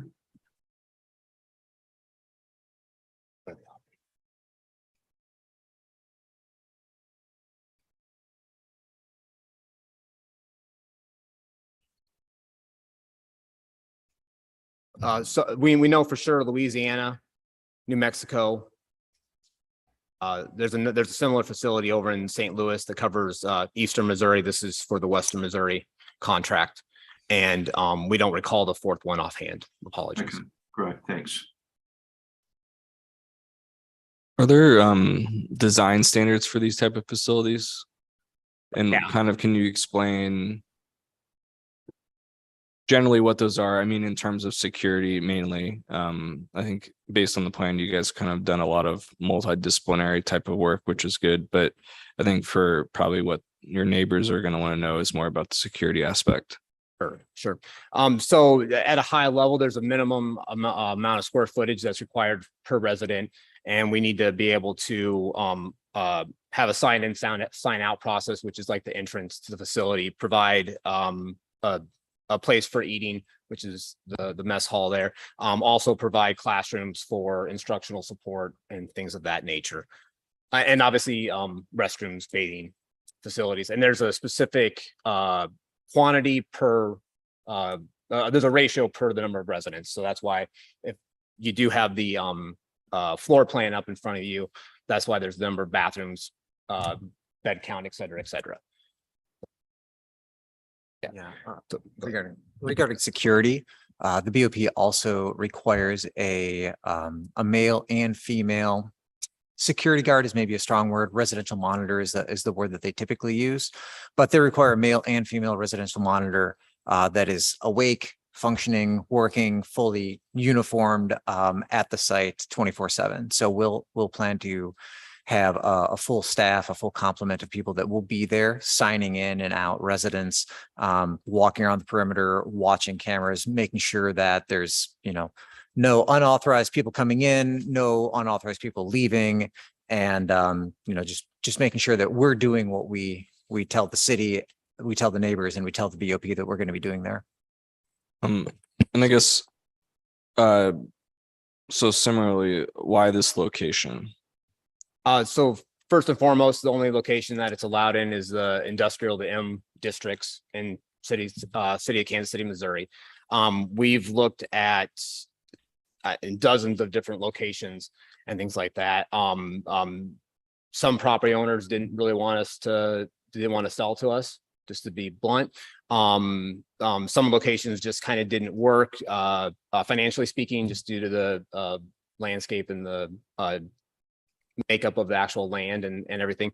Another restriction is that it has to be 2 acres in size, minimum, just due to setbacks and everything. We didn't want to, we're financially constrained as everyone is, and we couldn't go out and purchase a 10 or 60 acre parcel either. There's another class, I think it is R80 technically, where we could do this. But there's, even fewer of those available. And I guess, could you explain a little bit on kind of where these residents are in the process of getting released? You said they're getting released, but it obviously seems like it's not cut and dry. And so could you explain kind of the process of someone coming from a federal penitentiary to here, where they are and maybe the legal process, and then how they leave? Yeah, so there's several criteria. Number one, they have to be very near their end of term that they're there for their incarceration. They also have to have had good behavior and be actually recommended for moving into a residential reentry center facility. Generally speaking, they're the they're the ones that have not committed more major substantial crimes. But they maybe have been incarcerated for 5, 10, 15, 20 plus years as well. And I assume they're mandated to stay on site, correct? Like there's stipulations on them to not leave, or can they leave, or how does that work? So they can leave, and there's a very rigid sign in, sign out process. We also have to provide continuous monitoring of those. So, the ankle bracelet, I guess, is the best, phrase, but now there's mobile phone technology, and there is a biometric screening process. So I think 4 times a day, we can initiate a response through our tracking system or software system, where they have to provide a fingerprint or provide a face ID or something like that, respond to a notification. And at any point in time, we can initiate an ad hoc one as well. With that, we also, there's better than iPhone, Apple GPS tracking available too, just down to even the specific corner of somebody's house that somebody might be in. And it's updated second by second. So we can see if they're stopped at a train track, and we don't know if the train is going by, but we can presume that they're stopped because a train's going by. If they're off on a side road and they dovetail off of their designed route, we can get notified of that and, send an alert and proceed accordingly per the measures that are needed. Any other questions from the commission to the applicant? Yes, I have some. Thank you, Chairman Crow. That last statement has thrown a couple of red flags up for me. That type of monitoring. My question was, I thought I heard you say that you had applied to the DOJ. You have not been awarded the contract yet. Is that what I heard? That is correct. So as part of the response for proposal RFP process through the DOJ Bureau of Prisons, we need to obviously be able to combine by a very strict and detailed statement of work they put out as part of their RFP, but also we need to have control of a property and be able to have said special use permit to operate the property or the facility per local jurisdiction. So this is actually one of the requirements we need to successfully be awarded the contract. So my other couple of questions were dealing with transportation. You were saying that the reason for the facility is to acclimate and get the offenders into the system of the community as far as education and jobs. So what happens with transportation? I'm not quite clear on public transportation in that part of the city. So how would you help them get around to achieve those goals of employment and additional housing? Okay, yeah, in general, we need to, if there's a bus stop within I think it's a half mile. Yeah. Within 1 mile, then they, can get to the bus stop, on their own accord. However, in this part of the area of town, we do plan to provide transportation, a van to transport people to a nearby bus stop location as part of our operating procedures with the Bureau of Prisons. I guess this is a question for staff. Did this require public engagement? I think we had a letter from a neighbor that wanted to continue, but did we have a requirement for them to talk to the community on this one? Yeah, they provided, they conducted all the public engagement as required by the zoning code. It's my understanding they had the meeting and it was, I think 2 people showed up. Yeah, and one was the neighbor to the south. And then you also mentioned the need of male and female observers. Does that mean that your residents will also be male and female, or is it just one gender? There'd be male and female. The current RFP by the Bureau of Prisons is for 50 male and 5 female residents. And I guess going back to the floor plan, they need the residents, the gender specification of the residents need to be kept separate in separate locations. So you'll actually see a female area and a larger male area. Meal times and things like that need to be separated as well. So that way there's as few chances of interaction as possible between male and female in the facility.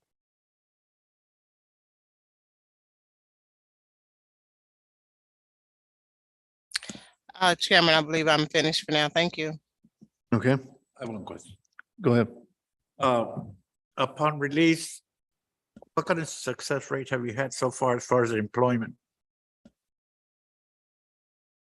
I'm not sure on exact employment. That obviously would vary based on the location and economic times, I guess I'll say. The Bureau of Prisons operates 151 of these facilities right now across the United States.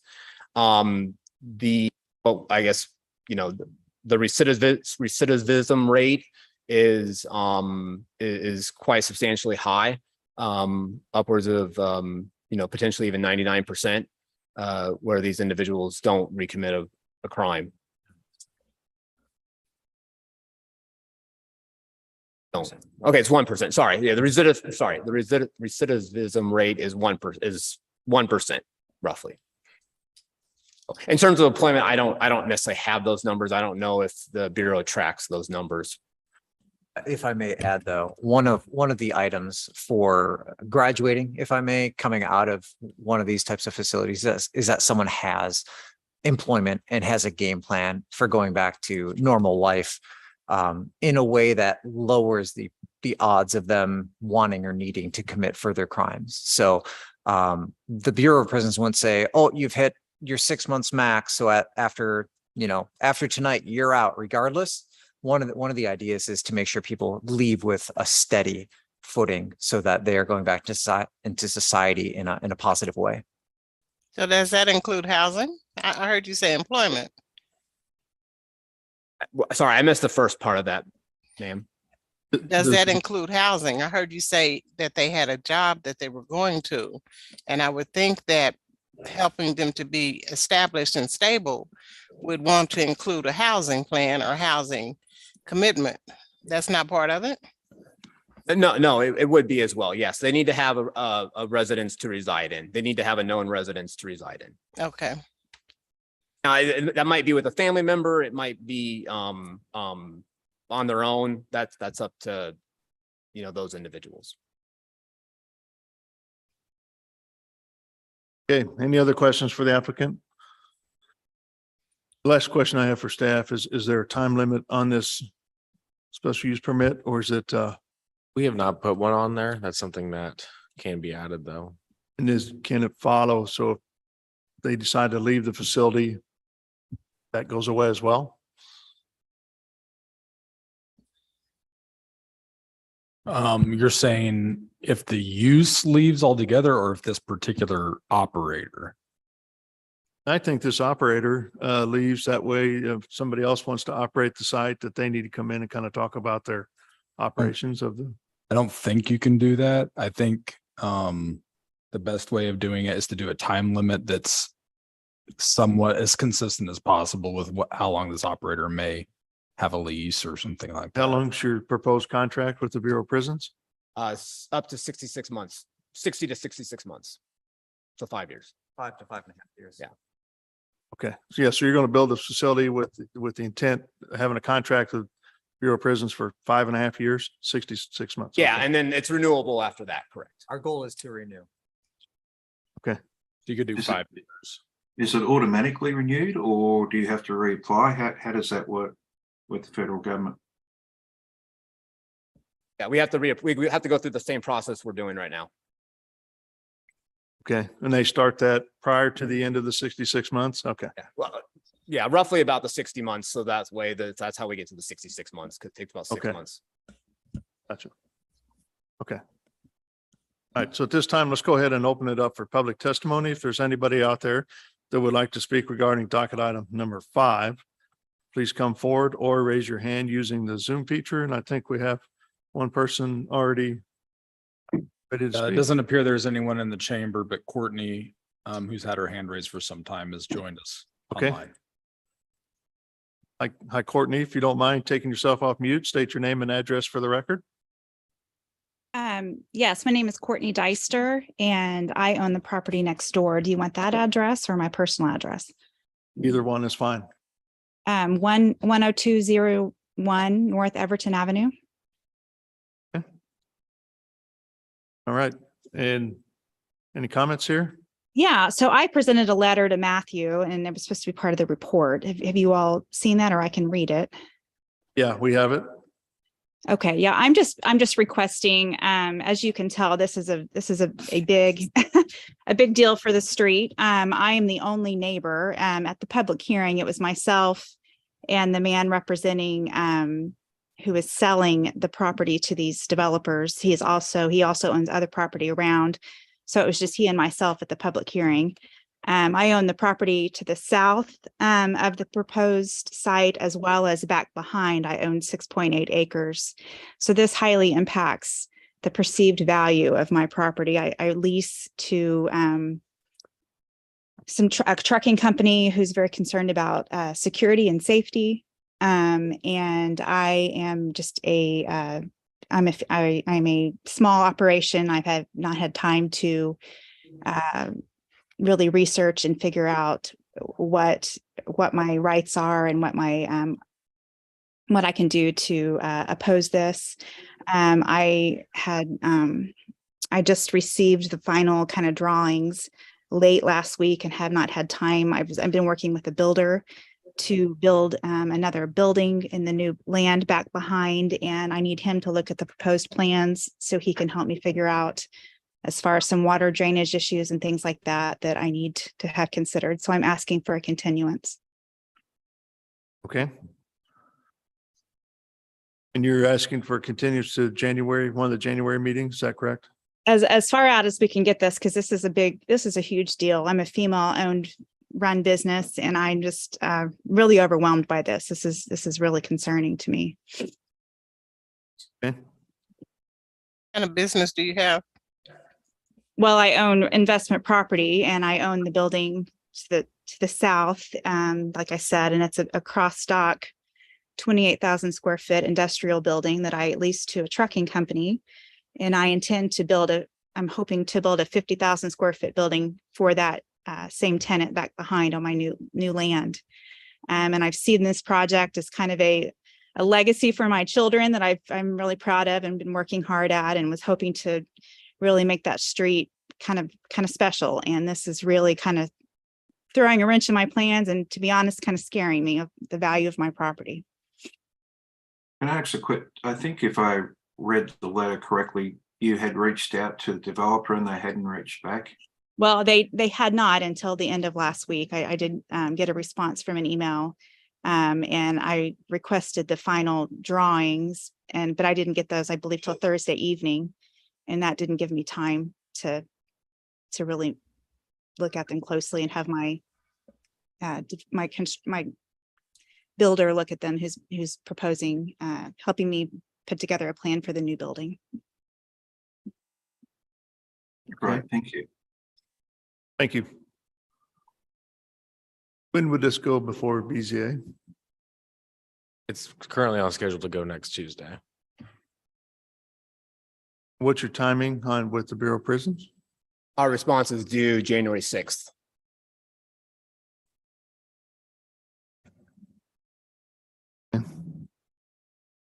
When's the next BZA meeting? December 13th. January meetings after January 6th. Oh, they're still once a month, the BZA is? Yeah, I'm requesting it's pushed till January. I can't. I have not had time to prepare. Yeah, I totally get it. And there's also a time frame for the applicant to get their application into as well. I understand that, but I didn't get the drawings until last Friday. If I may. She had a preliminary drawings, excuse me.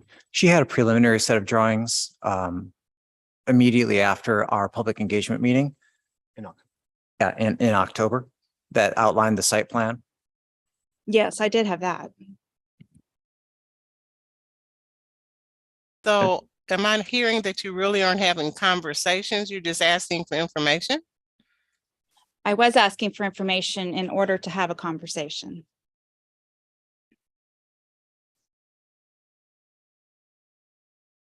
Okay. Anybody else, Joe, with public testimony? Okay, this time we'll go ahead and close public testimony then. So go ahead.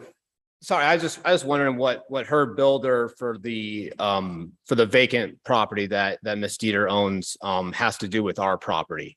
Why her builder needs to review our plans for her property. I think it's more just because the improvements on your lot will have somewhat of an effect on theirs, assuming storm drainage or, you know, vehicles in and out, that kind of thing that they need to take a look at. That's all. Okay. We've done the storm drainage part as part of this development review process. We have a drainage ditch already on the southern end of our property. And the access road to Miss Dieter's property is actually off of the frontage road along the highway. Are you proposing detention on the site? I don't even see where it's proposed on your site. Maybe If you check the grading plan, there's a ditch along this very southern edge. It's just south of the parking lot.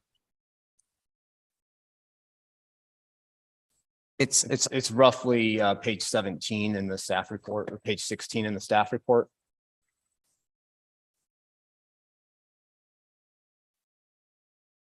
There's some. So is it a drainage ditch or is it actually a retaining pond?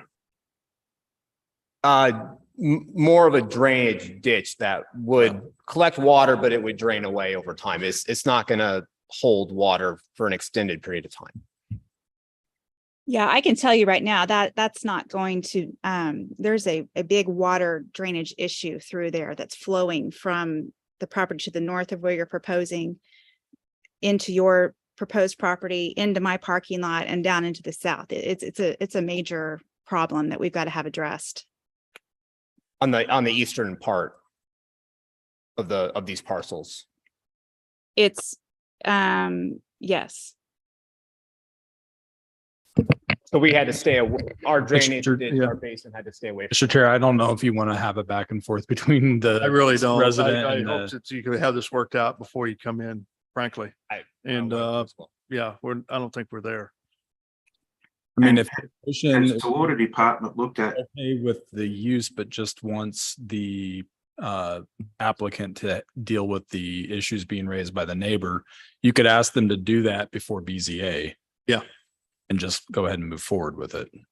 Because there will be plenty of time. I mean, we can, well, I guess there isn't. BZA is next Tuesday. I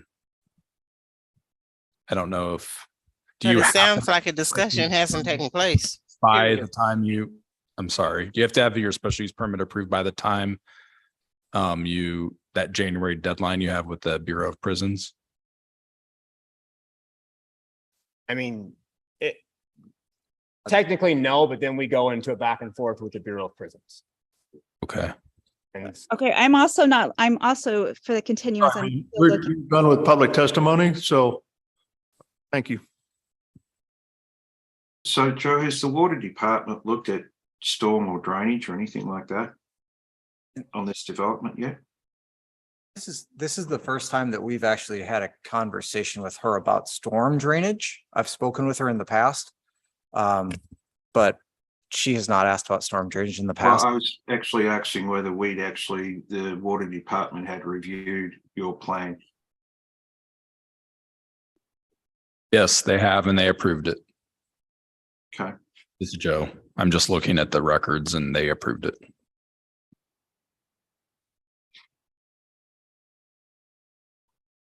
Yeah, and that's just the overall intent, how they plan to do the stormwater management, but they still have to go through a macro study yet Right. and a design of that, Yeah. or micro study, sorry. Okay. Mr. Baker, you look like you have some thoughts here. I was just gonna say, I think it's clear that the neighbor does not support this project. I think there's more conversation to be had about if it moves forward, about the operation, the development. But I think in terms of the special use permit, I think we should just make a decision today. That'd be my estimation. I think personally, I think the applicant, while there are some outstanding potential small issues, but if the water department's approved it, I think there's not many places for these places to go. And this seems like a decent location given the land use around it. And also there are, I would imagine, rigorous requirements by the Bureau of Prisons and others to ensure successful operation of these. And if they aren't successful, they are not continued further. So I would generally be in support of the special use permit, especially at 5 years. And hopefully they can work with their neighbor on other items. Are there specific things you'd like them to work with the neighbor? It feels more of a operations conversation personally, if is to move forward on kind of how it impacts the street. Mainly that, and kind of working with them on the future development of their property as well. Any other comments from the commission? I suppose my discomfort is I haven't got a good feel, and maybe this is not what we're approving on the special use permit, but I didn't get a great sense that the developer here really knew how this was going to operate. And I'm not comfortable with that. I don't think in my mind, they probably should have brought in the folks that had expertise in operating. So we actually heard a little bit more about that today. So I'm uncomfortable right now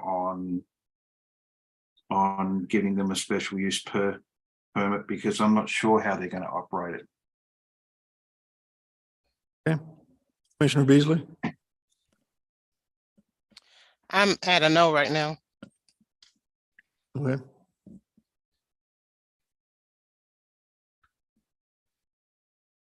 All right, I'll take a motion, please.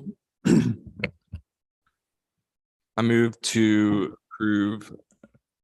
Are there any changes and conditions that I missed? Just the potential to add the time limit. Oh, Like that. I move to approve docket item 5 with conditions adding the time limit for the special use permit to be 5 years. Second. Okay, there's a motion and a second for approval of docket item number 5 with the addition of a condition for the special use permit to have a 5-year timeframe. Lisa, can you take roll call in that motion, please? Commissioner Allender, No, Baker, Aye. Beasley, No, Crow, I'm going to say no because I would like to see some modifications to the actual motion that has been made.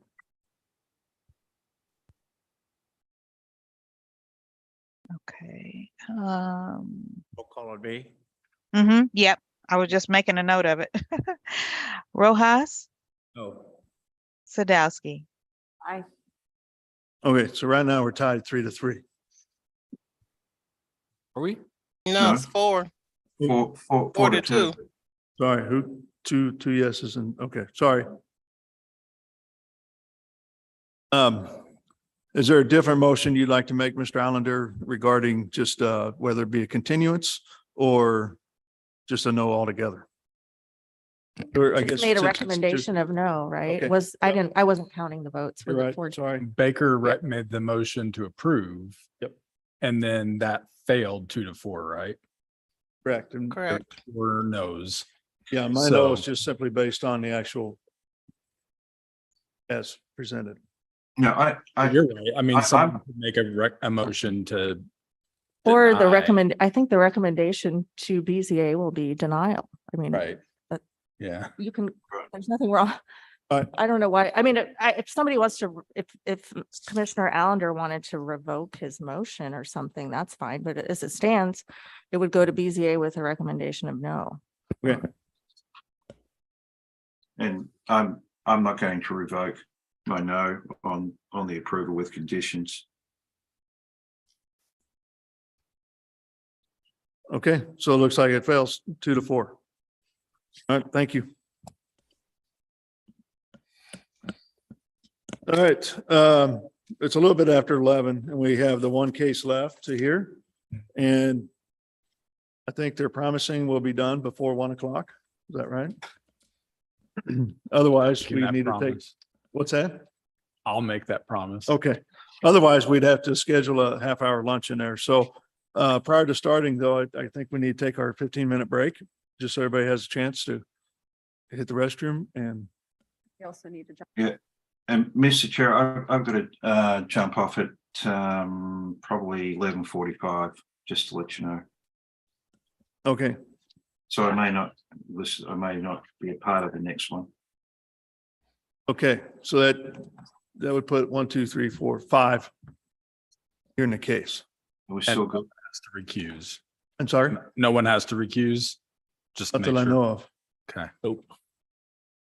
Okay, Sure on this all one. right. So it's 11:15. We'll be back at 11:30 to start.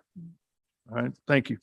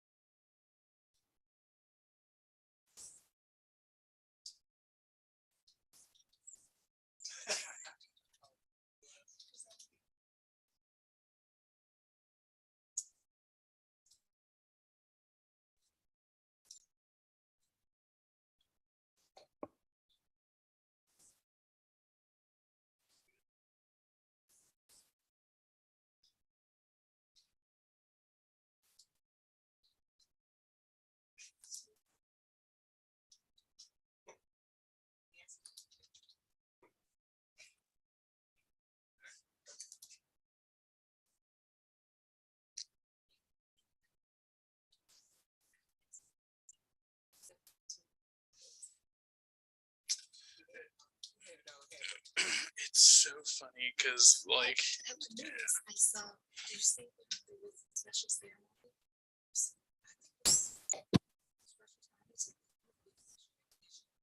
Oh, were they really?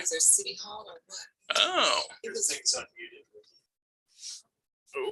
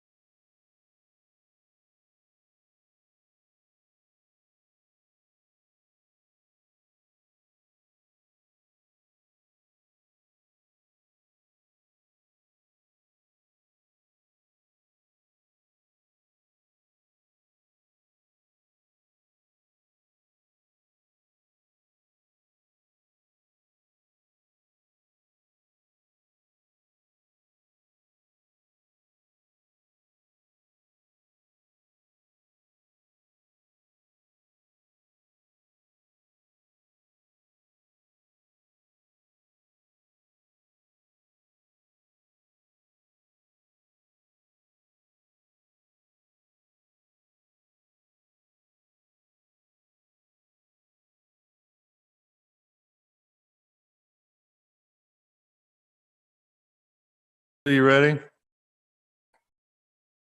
Was I muted? Commissioner Beasley? You ready? Okay. All right, I think we're ready. Thank you. So let's go ahead and reconvene our meeting. It is 11:30. And so here we are for docket item number 7, please.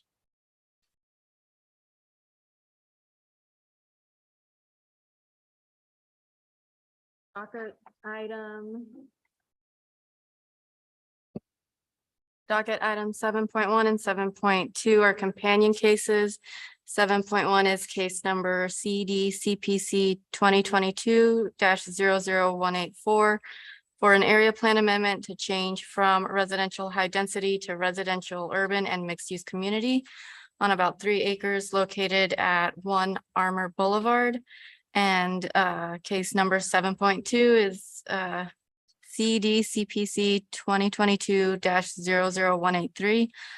Request to approve a development plan for a mixed-use project in B4 and B3-2 zoning districts on about 3 acres located at 1 West Armour Boulevard, and Anna Naniski is the planner. Thank you. Good morning. Bear with me while I share my screen. Okay, as mentioned, we're discussing docket item 7.1 and 7.2 today. The general location is 1 West Armour Boulevard. The existing zoning is B4-2 and B3-2, and the applicant is seeking to rezone the subject site to MPD, which is master plan development, with the associated preliminary plat, development plan, and area plan amendment to site a mixed-use project. So the subject site is located in the Midtown portion of Kansas City, directly at the intersection of Armour and Main Street.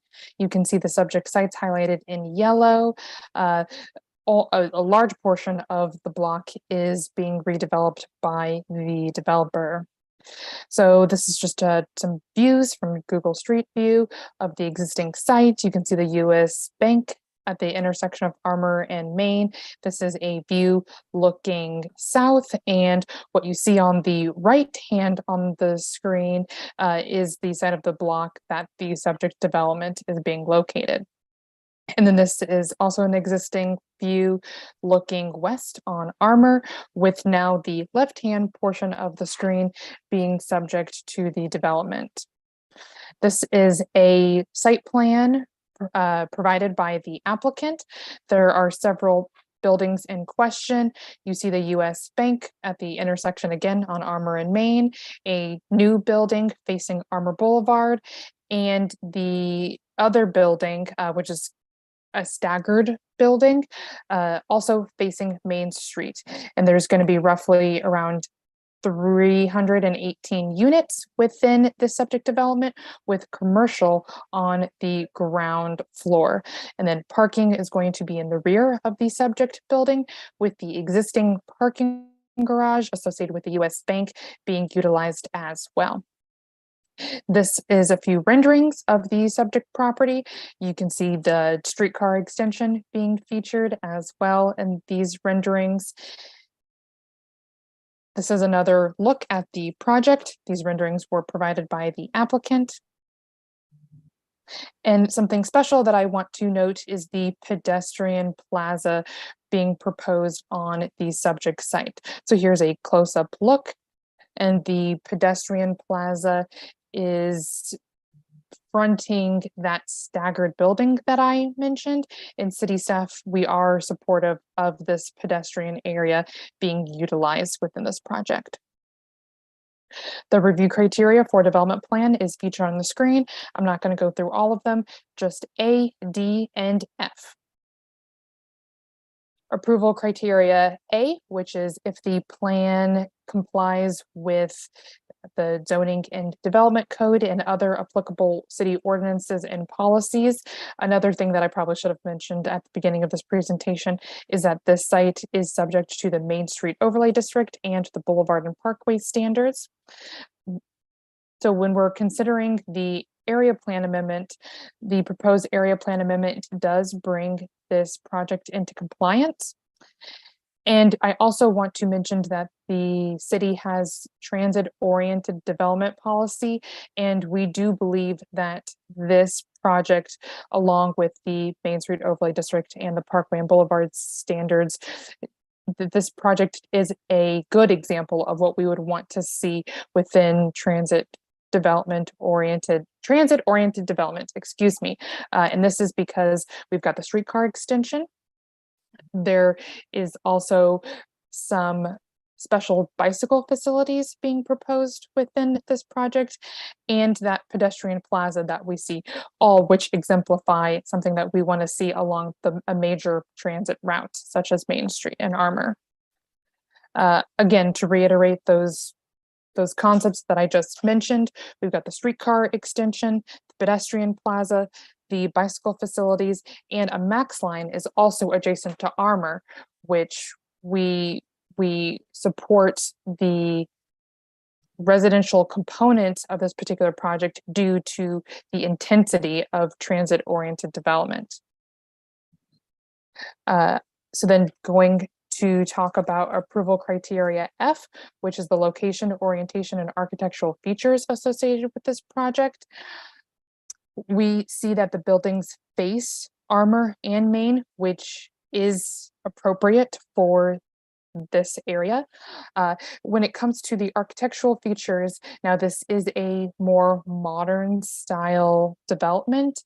However, this developer has also done buildings on Troost in Armour, and we see that those are high quality developments and projects. And though new, this modern style architectural features will be appropriate for the area, especially as it redevelops with the streetcar extension.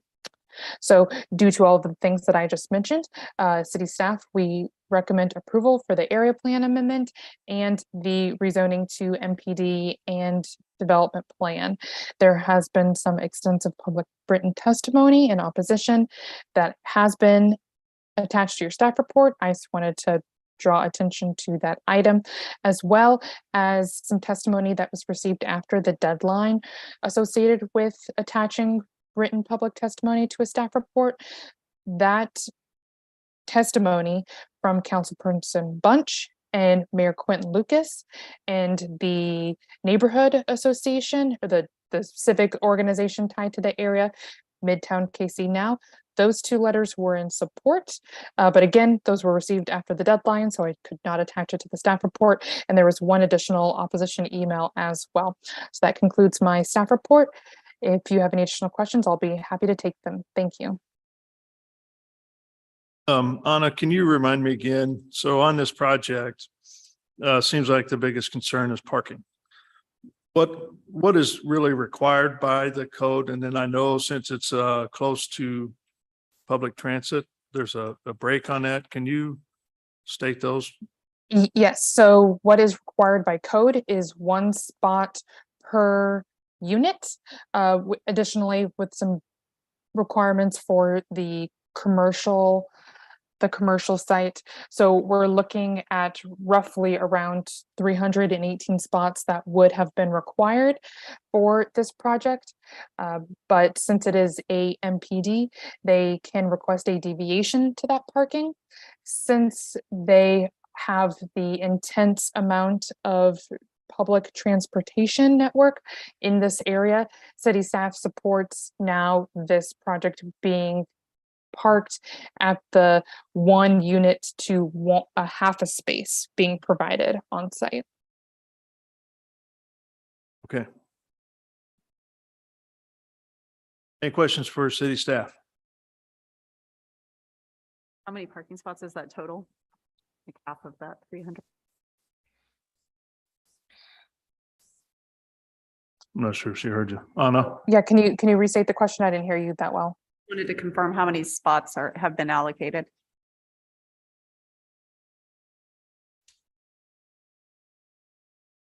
I can confirm. Yep, one moment, I'm checking the staff report. Okay.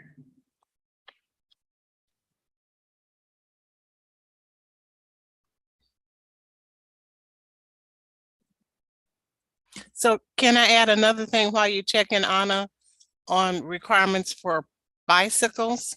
Seems to me we had one project where we needed to know they had storage space or parking spaces for bicycles. Yep, so there's roughly 183 parking spots being provided on site. And the developer has indicated that they will be providing special facilities for bicyclists. And we are requesting additional information about exactly what that means when they come back for their final MPD plan. Okay, thank you. Okay, any other questions for staff? Okay, seeing none, let's welcome the applicant. Hello. My name is Peter Castle, and I'm here with Mac Properties. I'd like to start by thanking Joe Rexwinkle and the other staff for all their work in helping us to prepare this presentation today. I'm joined here by colleagues from Mac Properties who work on the project, Huft, our architects, Charles Renner, our land use counsel, and neighbors here to support the project. We've also worked closely with local neighborhood organizations, including the Old Hyde Park Neighborhood Organization or Association, I should say. I would ask you to review both their opposition letter written by the board in contrast to the minutes of our November 11th meeting, which had a diversity of opinions that were both supportive and asking for more parking. So we also met with and received a support letter from Midtown KC Now, one of Midtown's most important community-based organizations that's focused on Main Street and business development. I'll call your attention to the support letters received from Mayor Quentin Lucas, Councilman Eric Bunch, our in-district councilman, and I believe City Manager Brian Platt will also speak here in this testimony. I'd like to step back for a brief minute. The United Nations publishes world population prospects. In the year 2000, Kansas City had metropolitan Kansas City had 1 million residents. Today, we have about 1.7 million residents. So over those 22 years, 700,000 new people moved here.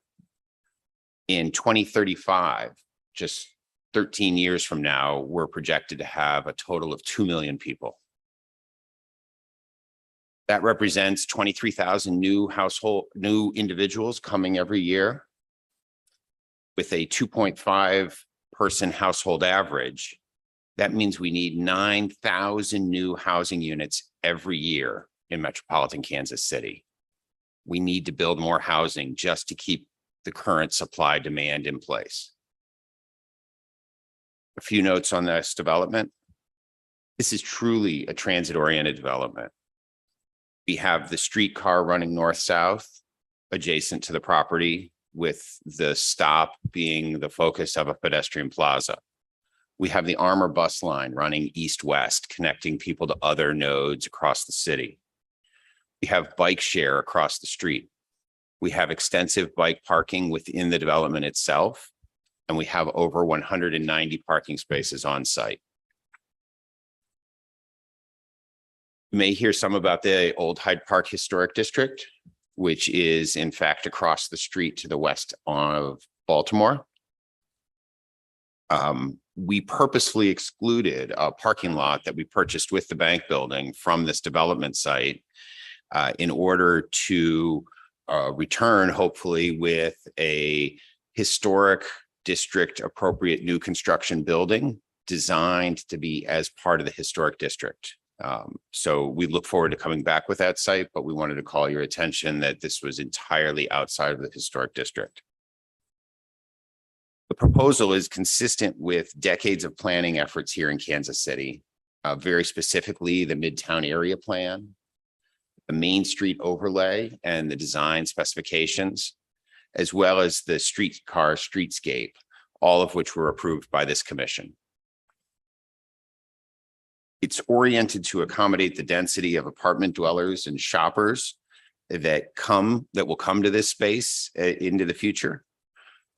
We're just, I know you saw the image of it as through the staff report, but we're very excited about the retail plaza there along Main and think that this will become a point of focus for all of Midtown, in fact, all of Kansas City. This is truly a place for over 300 households to live, work, and enjoy Kansas City. It has easy access to downtown, Crown Center, and Plaza employment centers. It has easy access to the downtown, Broadway, and Westport entertainment districts. It has easy access to UMKC and Penn Valley as educational anchor institutions. The medical centers of Hospital Hill, Children's, and Truman Medical are all adjacent and nearby. This is the center of Kansas City, truly Midtown. Our business model is to develop superlative apartments in great locations. We build such great places that some of our residents are even willing to walk a half block or a block to get home. That's our standard for a great place to live. We want to thank staff again for their help, for the neighbors for their time and consideration and comment, and most of all, for Kansas City to being one of the Midwest's rising star cities.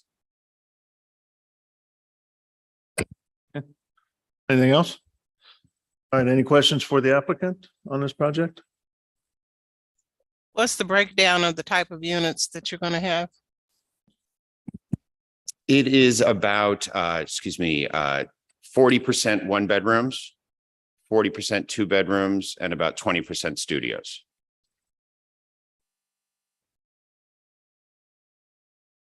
I'm sorry, I was on mute. Your price range? It's, I guess a better way to say, you have affordable housing included in here? this is a zoning application without any regard for the affordable or market rate status of the units. We expect this to be a market rate building. Thank you.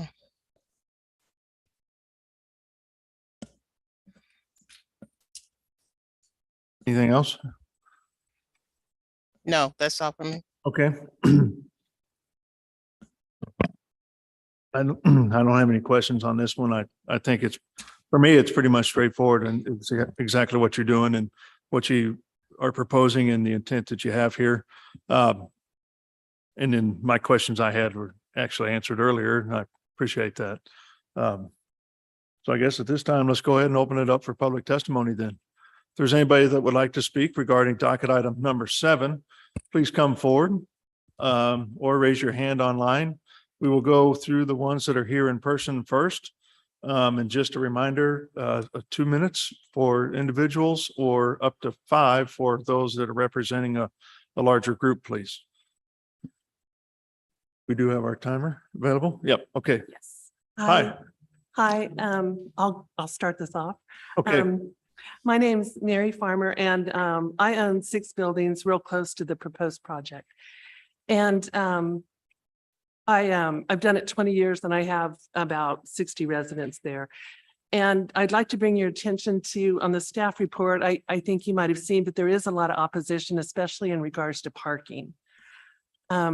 We had about 200 people sign a petition, which was in the staff report, and about 80 people that signed the forms. Also, the Old Hyde Park Neighborhood Association wrote a letter, and also the Historic Kansas City Foundation. I'm doing testimony today, I'm asking for a continuance for 2 reasons. One is we need more time to get more people involved. A lot of people don't even know about the plan. So I'm finding people every day that live within 3 or 4 blocks that haven't found out about this. And the other thing is we need time to come up with some parking plan to help all the people that are already there. This is a very unique area. I understand they want limited parking. I have a background in planning. I get that, they want to have, limited parking along the streetcar, but it doesn't work in this block. Main is really long. One size does not fit all. It doesn't work here. We already have a parking problem. Over 200 people live in that or try to park in that small area, and it's already hard to find a parking space. So what we'd like is a continuance. We have more time to come up with a parking plan to protect our parking before you put any more cars on the street. It's already saturated. MAC has already taken what little we did have, and now it's really hard to find parking. The other thing I'm really concerned about is the height of the buildings and how it fits in with the neighborhood. I understand that they okay 10 stories, but my buildings are about 2 away. And one of the wonderful things about these old historic buildings is all of the light that you get from these big windows we have. And these 10-story buildings that will be like this big wall, it's going to block light to about 200 people for part of the day. And I just think they could probably do with a little less density if possible. So I Thank think, you. was that my time? Yes, it Yes, was. okay. Yeah, So thank you. please give us a continuance so we can get the parking plan in place. Thank you.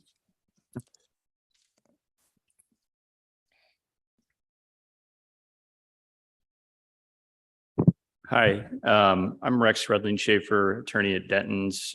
My address is 4520 Main Street. On behalf of Principal Properties, which is a landowner in the area.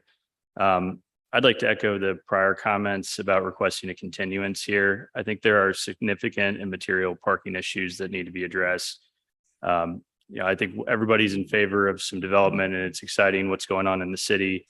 But if you listen to the presentation that was presented, it's over 300 units, 40% of those are 2 bedrooms, and it seems like all market rate apartments. And, if you think about that, the type of people that are gonna be renting market rate apartments, very likely are gonna have cars, they're not gonna have parking spots on site, and the parking's already limited in the area. So what we're asking for is a continuance. I don't think a parking study has been done based on what was on Compass KC. We're asking for that to be completed. And then separately, we've even taken a steps on our own outside of this process to get, the resident parking permit system that the city has implemented in the area. And what we were told by the parking division manager was they're not recommending anyone apply for them right now because they're, quote, not practical mechanisms to enforce and protect the system. And further, that they are doing some great improvements with the parking that will allow for these programs to be utilized and managed and enforced in the near future. So what I'd ask is that we have a continuance to allow this program to be implemented so that we can get resident parking permits for the people who've been there for, in some cases, 20 or 25 years. So, thank you. Okay, thank you.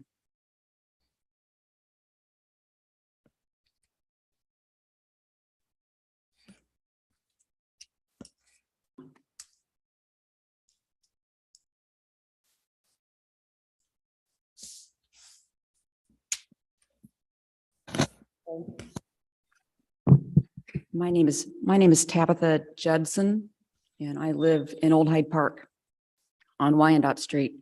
And I also own property on Armour Boulevard and on 36th Street at the intersection of 36 and Baltimore, which is diagonal from the location of this proposed project. And I live in the neighborhood. I have my rental property. I've had it for some time, and I'm very concerned about how the scale of this project, plus its lack of parking, will impact everyday life for people in Old Hyde Park. I'm also on the board of the Old Hyde Park Historic District Neighborhood Association, but I'm here speaking in an individual capacity and also for all of my tenants who will be very impacted by this. This plan is, it's really 8 buildings, I suspect, in total. This is the same plan from a year ago that they presented all together, and they've taken some of those pieces out for this level of the approval, but the parking and the density was an issue a year ago, and it's basically the same plan now. And it's not that we don't support the development on Main, because I know I do. We waited a long time for that. But this is so out of scale with our historic district, as it is a protected district, and it's low density, but it's full. Our neighborhood, just 2 and 3 blocks around this project on the west side of Main, it's very full. We have quite a few of the larger buildings, the apartment buildings there, several of which are owned by MAC. They have virtually no off-street parking. All of that is condensed right in this area.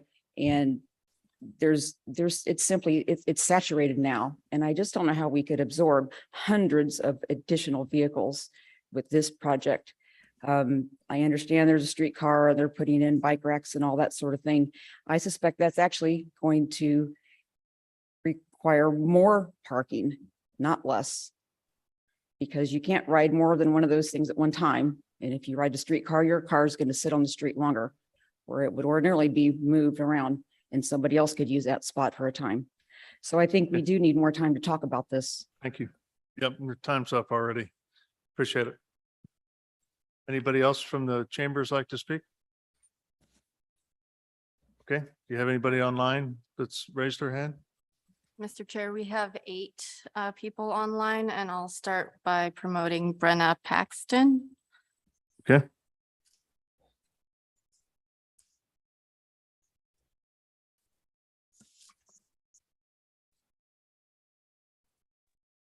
Hi, Hi, Brenna. can you all hear me? Yes. Wonderful. Thank you. Hi, I'm Brenna Paxton. I live at 3533 Wyandotte Street. I have lived in this area for 8 years now. I used to live 1 block north. And over the past 8 years, I have noticed very clearly 2 specific instances when the parking got much significantly more difficult. The first was when MAC property opened the Colonnades units. And the next was recently when MAC opened the ARC unit just down the street from where I live. It is very, very challenging to park. The majority of the people that live in this neighborhood, like myself, are young adults who don't even know that these planning meetings are necessarily happening to provide all of the opposition that I know that there is because I talk to my neighbors all the time.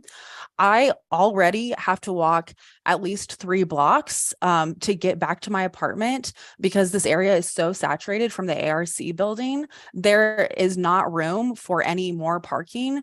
Also, it is incredibly dismissive and misleading to suggest that this new build is considering all of the public transit when at this time, we cannot get to the airport. We cannot get to the suburbs where the majority of the people like myself in this area work.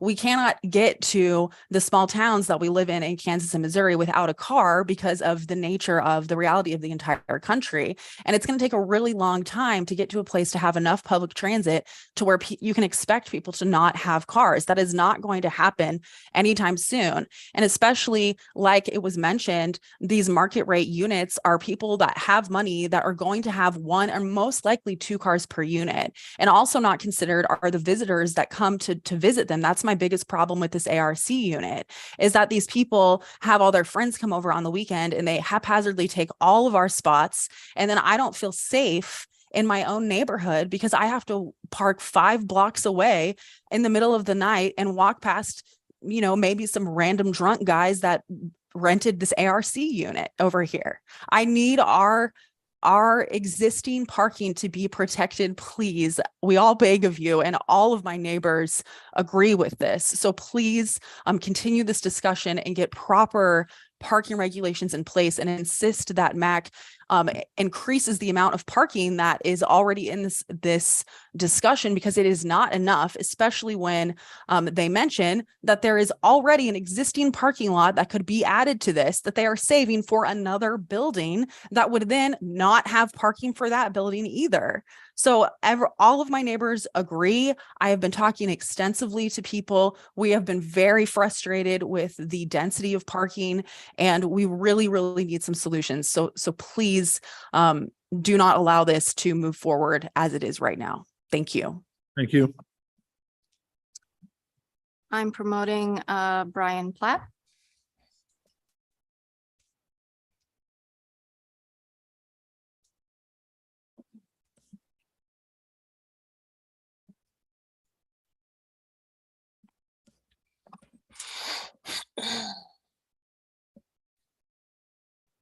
Hello, can you hear me?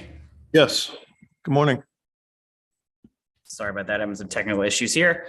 Brian Platt, City Manager, thank you all for having me. I just want to echo the support that was given by Councilman Bunch and Mayor Lucas for this project on behalf of staff. This project meets the vision that we've got for Kansas City in a lot of ways. It adds much needed density to a transit corridor. It adds a variety of new retail options, ground floor retail. It promotes walkability, promotes transit oriented development along the streetcar line, especially. This sort of thing is needed. What we're bringing to this neighborhood is more opportunity for walkability for people that already live there, more opportunity for jobs in the neighborhood, more opportunity for people to live and work in the same location and create a true urban experience for people in Kansas City.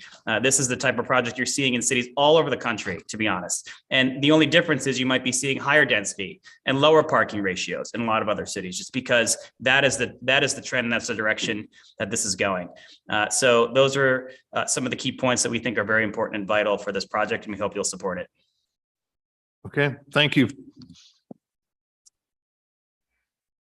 I'm promoting Dell Hedgepath. Sorry, can you speak up a little bit? I'm promoting Dell Hedgepath as to a panelist. Okay.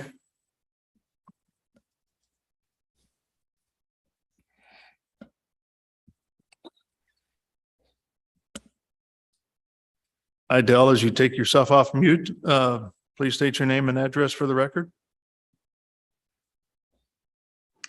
Yes, good morning. Can you hear me? Yeah. Hello? Hello. Oh, yes, good morning. Can you hear me? Yes.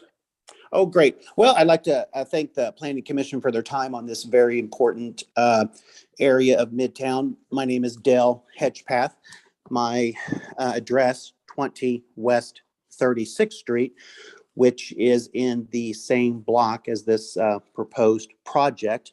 I am here today in opposing the project. My biggest concern is parking. I own a 85 unit apartment building for the last 25 years. It is directly to the west of this 10-story high-rise apartment building. I would abut this new high-rise ground-wise. I am greatly concerned that if MAC is bringing 300 units to that corner, plus commercial, plus 40% of the 300 units are 2 bedrooms. That tells me we're going to have, upwards towards 450 vehicles in the neighborhood, and there's only 183 parking spaces for them. I just don't know where they're going to park. Parking is so tight. Myself and my tenants are now walking up to 3 blocks to get to the front door. That older neighborhood has very limited street lighting. I just don't know where they're going to park. It's not logical to think they're going to park on the east side of Main. That makes no sense. Where would these people park? It just makes no sense to me. I'm also concerned with the height of a 10-story apartment building there, blocking the natural light to the rest of the existing buildings to the west. I can tell you that on the property that I own, it recently has undergone a $10 million renovation, and our rents start at $700 a month. It's my understanding this proposed property, the rents are starting at $1,500 a month. I indeed have parking in my property as well, and there's 85 units, so I have 93 tenants, and we have 1 person with a bicycle. So I give no value to the fact that MAC is providing storage for bicycles. It's just useless. So, and my one last thought, even though I own. Time is up, Dell. Thank you. Thank you. Yep, appreciate it. Okay, promoting Nadia Carpillo.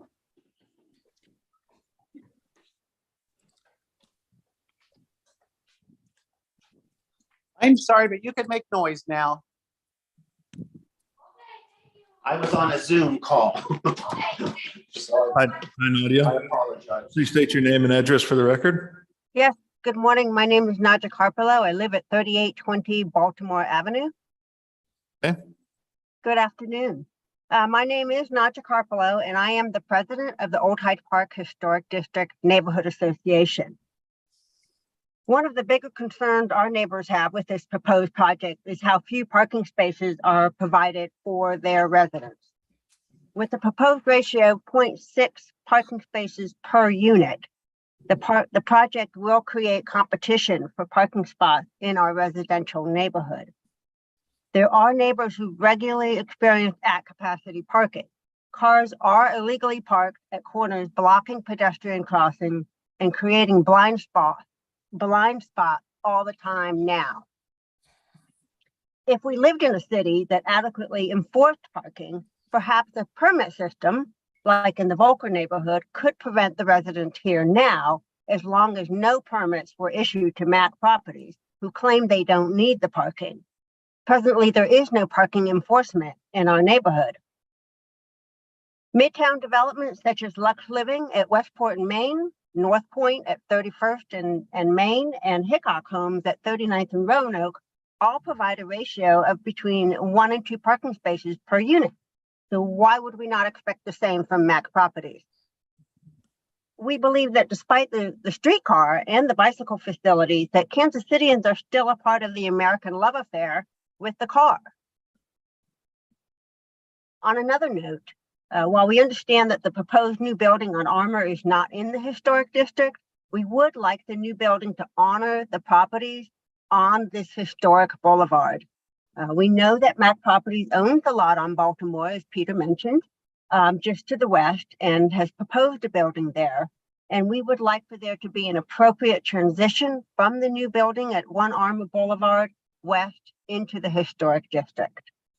Our neighborhood group has successfully worked with MAC Properties in the past on design issues and hope we can contribute on this project, particularly the building on Armour. So thank you for your time. Thank you. Who's next?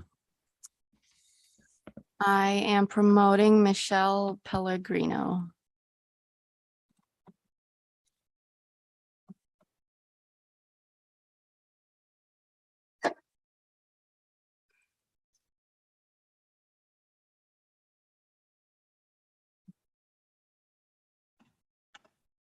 Hello, can you hear me?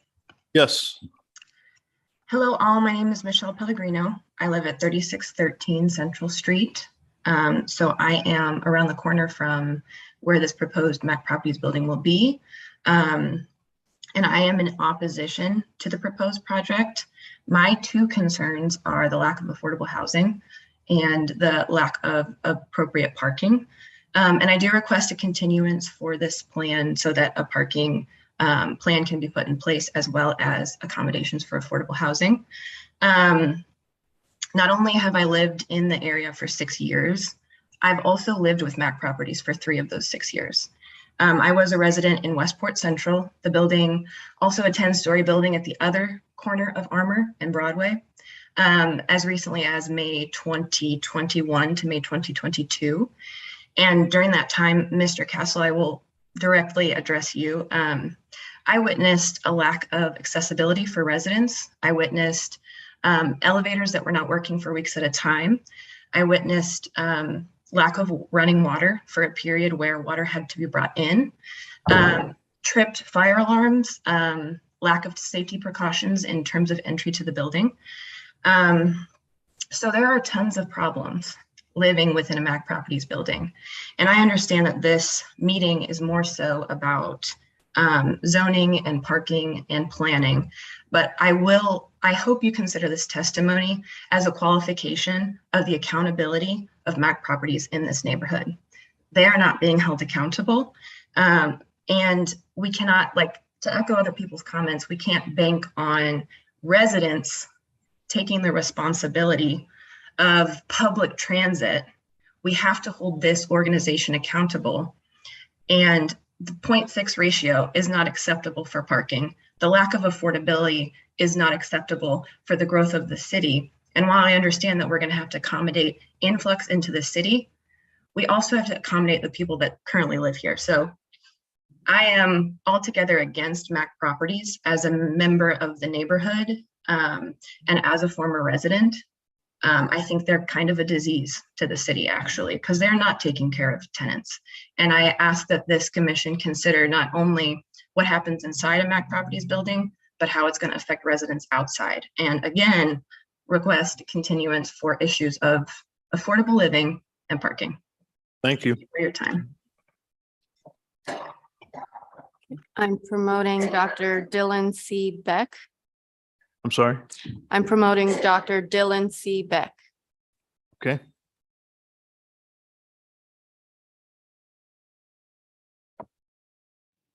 Hello, can you all hear me? Yes, kind of. Okay, I'll try to speak up a bit. Is that better? Thank you. Yes. Sure, definitely. So my name is Dr. Dylan C. Beck. I live at 108 West 36th Street. I'm opposed to the project altogether, but would ask for a continuance at the very least. This would directly affect me. As Mary had said, we who live in this building would be directly affected by such a large building in terms of the sunlight and essentially our view. And also the parking, I would like to corroborate people's claims about the parking. I've lived in the neighborhood now for 3.5 years, and I've seen parking spaces dwindling gradually to the point where now we're having to sort of drive around in the neighborhood and try to find a space that, is not very convenient, quite a long distance, if we're coming home with groceries or coming home after work and having to walk to get to our apartments or residences. Yeah, so parking has become quite a bit of a problem. There are very few spaces, and especially on weekends and things, or if there are shows at the Uptown Theater, things like that are bringing people into the neighborhood. It's already an issue. If there's more building, more residences, and fewer spaces, it's going to be even worse of a problem. I would also just like to corroborate Ms. Pellegrino's claims about Mac Properties in general. I've seen firsthand, have been to several of their properties, and am close friends with people who have lived in their residences. They definitely do not take care of the properties either inside or out. So just in general, we don't want Mac Properties in the neighborhood, I would say. Thank you for your time. I appreciate it. Okay, thank you. Okay, I'm promoting Kevin Klinkenberg. Okay.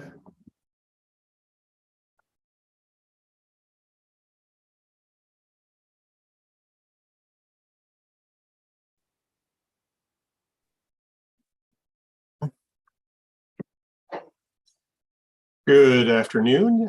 My name is Kevin Klinkenberg. I'm the Executive Director of Midtown KC Now, 3931 Main Street in Kansas City. I'd just like to reiterate a couple of points from our letter of support that we sent along with the testimony today. This project is, our board met and discussed this project at length and came to unanimous support for the project.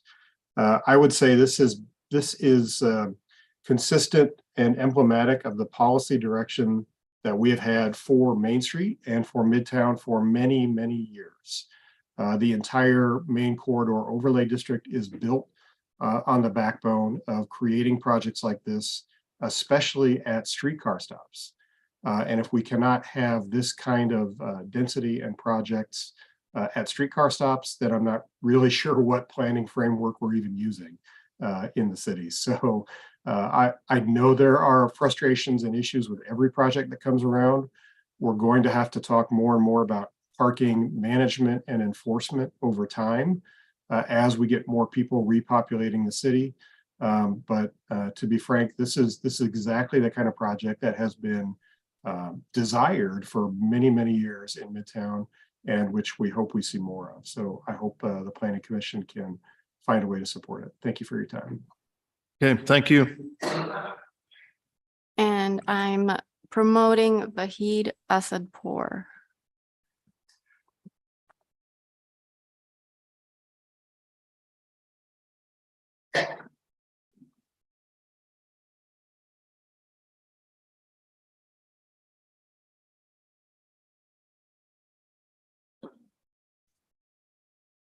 Hi, Vahid, as you take yourself off of mute, please state your name and address for the record.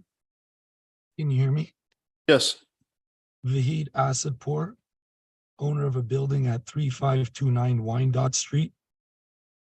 I have a 4-unit building, as I mentioned, at 3529 Wyandotte Street. I'm very concerned about the proposed building with Mac Properties. It is absolutely necessary for them to provide not only parking units for every unit, but also retail parking for all their stores. The average number of cars per household in Kansas City is 2 cars per household. Mac's proposal does not take this into account.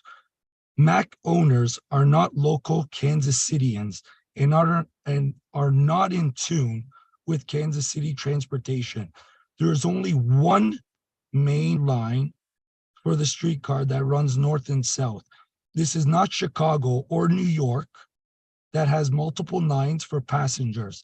There's not even a streetcar that runs east to west. To live and work in Kansas City, a person must have a car. Another concern is the look of the building. Our current street has all brick buildings. The proposed exterior design is just another modern building. The aesthetic should be in tune with the neighborhood. Perhaps some good examples of this would be the following buildings. By the way, all of these buildings provide parking for the residents. The Oxbow, Wesley on Broadway, and 44 in Washington. This is something that they really need to consider as parking. All my tenants have 2 cars, and every single week I get a complaint about parking. So in order for this to move forward, we need to consider who currently lives there and take care of them before we can bring more people to the area. Thank you for your time. Thank you.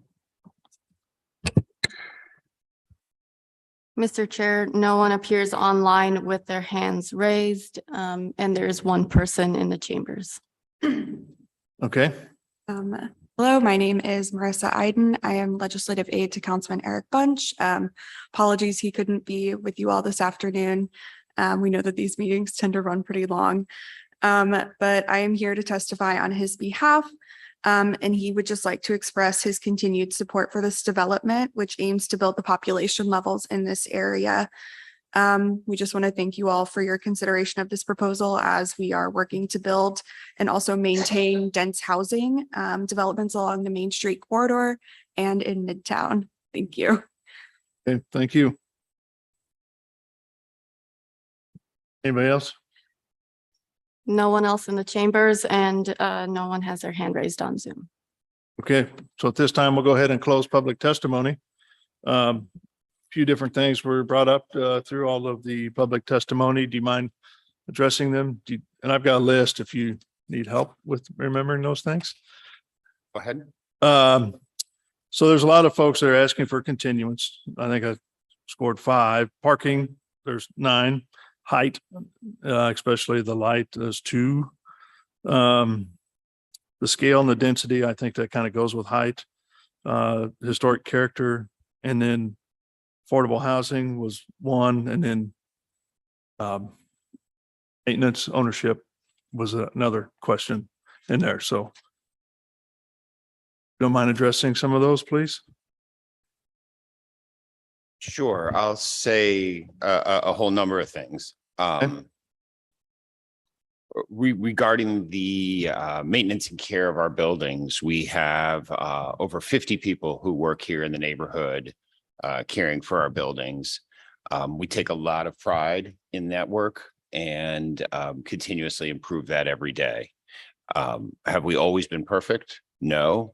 But we strive every day to do as well as we can to serve our residents, to serve our buildings, and to serve our neighborhoods, and to be good participants. I'll take the rest of the comments and sort of put them into one, which is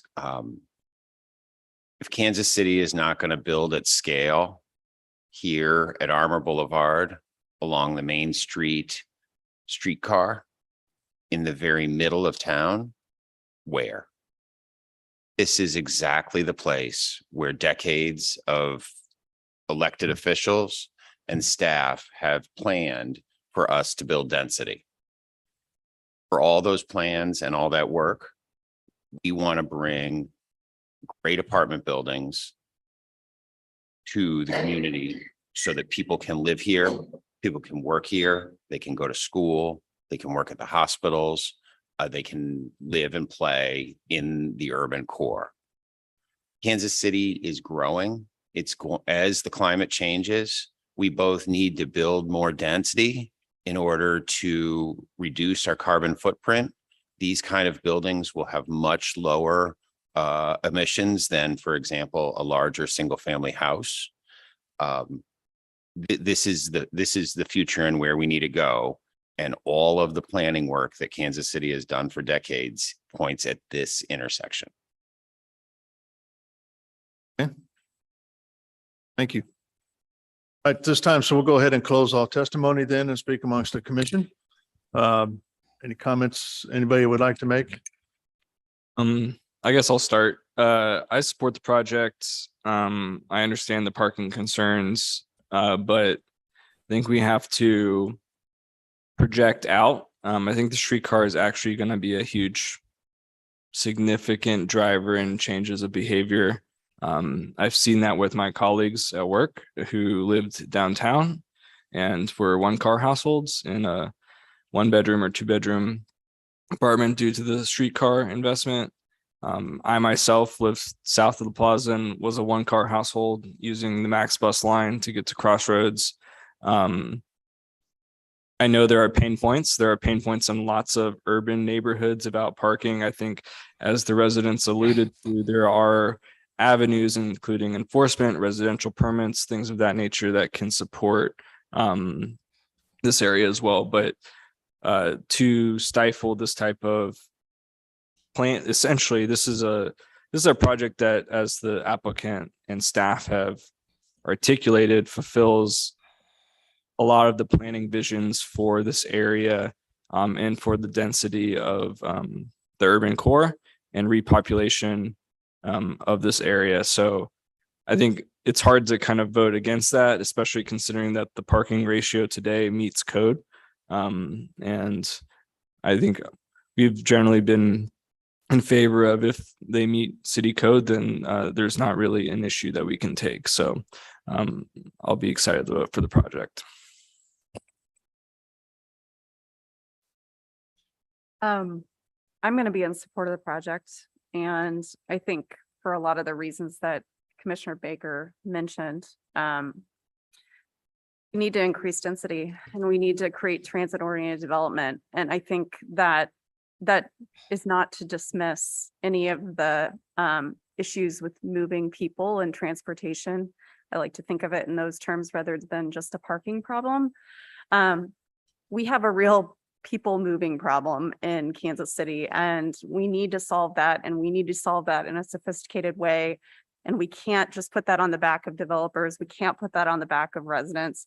We have to have a more coordinated effort across these major transit areas and high levels of density to create common parking, sharing parking, create multi-mobility solutions. And I think at this point, this really shows that we're lacking in that area, and it's causing us to potentially lose out on major projects as a result of it. So I would say that I'm supportive of the project, but I think this is just one more indication that we need to have a more sophisticated multi-mobility solution for high density neighborhoods than we have today. Otherwise, we're going to really put that on the backs of the people that we want to be in those communities.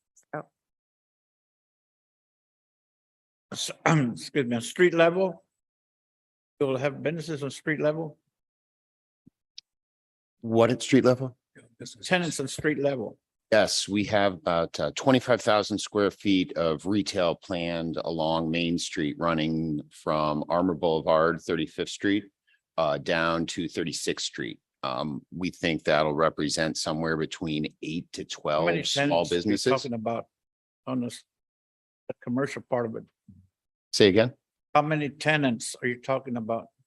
Likely 8 to 12 different businesses. So small shop retail. We expect this is not going to be a medium-sized boxes, but a small shop retail.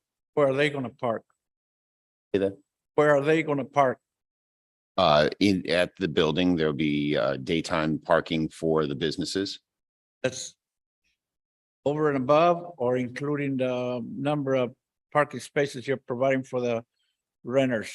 Including, part of what we see is that parking lots for residential buildings, often residents get up at the morning and go off to do whatever they do during the day.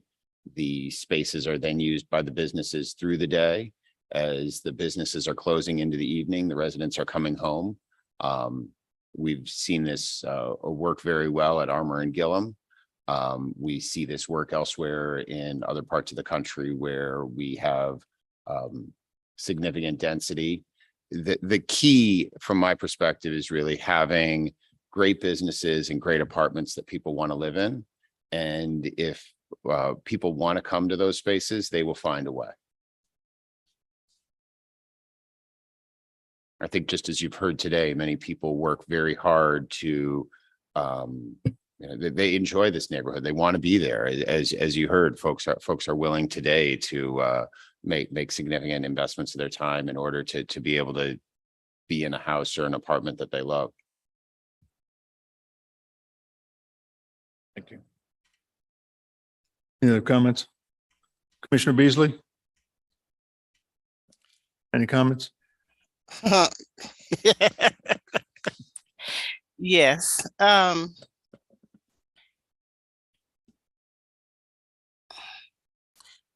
do not dispute the development and the attributes that it has with it. What I'm concerned with and what I'm not sure if I'm really hearing is the compaction of parking issues from the developer. I hear more focus on the parking that they're providing, but I don't hear them being understanding of how this is impacting the other residents and their inability to park close to their units. I was hoping to hear that there would be more conversation from both sides to help work out a parking plan or a parking option where everyone could be accommodated, including those of us that would come and visit the new businesses that they want to also bring. I was thinking, is the parking that's at the rear, is that gated or is that open parking for access? I didn't hear that addressed as well. So I'm a little bit conflicted here in how to proceed and know that they are being good neighbors and working with each other to help everyone have a good quality of life and living in this community. That's what I'm looking to hear. The project itself, yes, I'm in favor of it, but I have this one nagging concern that most of our people addressed, and that was parking. So I'm confused as to how to address that in voting for the project. There's not any conditions. Do we have any conditions on this project? 7.2 has conditions on it. That's where I am, Chairman Crowe. If I could just speak to the process, after our community meeting on November 11th with Old Hyde Park, in which some of the people who spoke asked for more parking, we both increased the total number of parking spaces in the development and decreased the number of residential units, going from a 0.5 ratio to a 0.6 ratio. So that was certainly part of the process in which we worked with the neighbors. I'll say also, we are the neighbors, as many people have pointed out. We have apartment buildings nearby. It will not serve any of us perhaps us as others, if this neighborhood becomes a place where nobody wants to go. We think this is going to be a neighborhood where many people continue to want to live going forward. Now, I don't think that's the dispute. The dispute is if everybody wants to come, where are they going to park?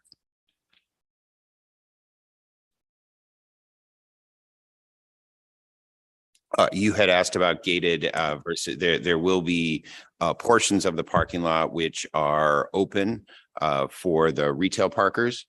There will be other portions of the parking lot which would be behind automated gates for and secure for the residential parkers.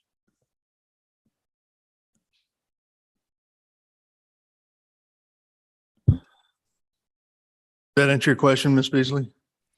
It answered part of it, yes. Thank you. All right, thank you. So my comments are, I echo that, supportive of this project, the scale, size. I think it's a great addition to the urban core of Kansas City, Missouri.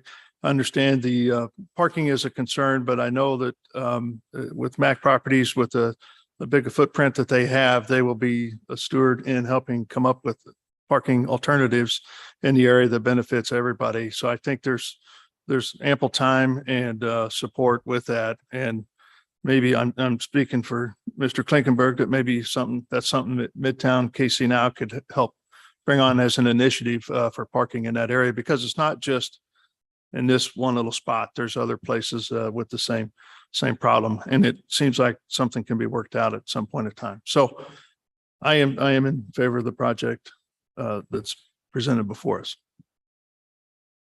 I had one quick question. What's the timeline on finishing construction?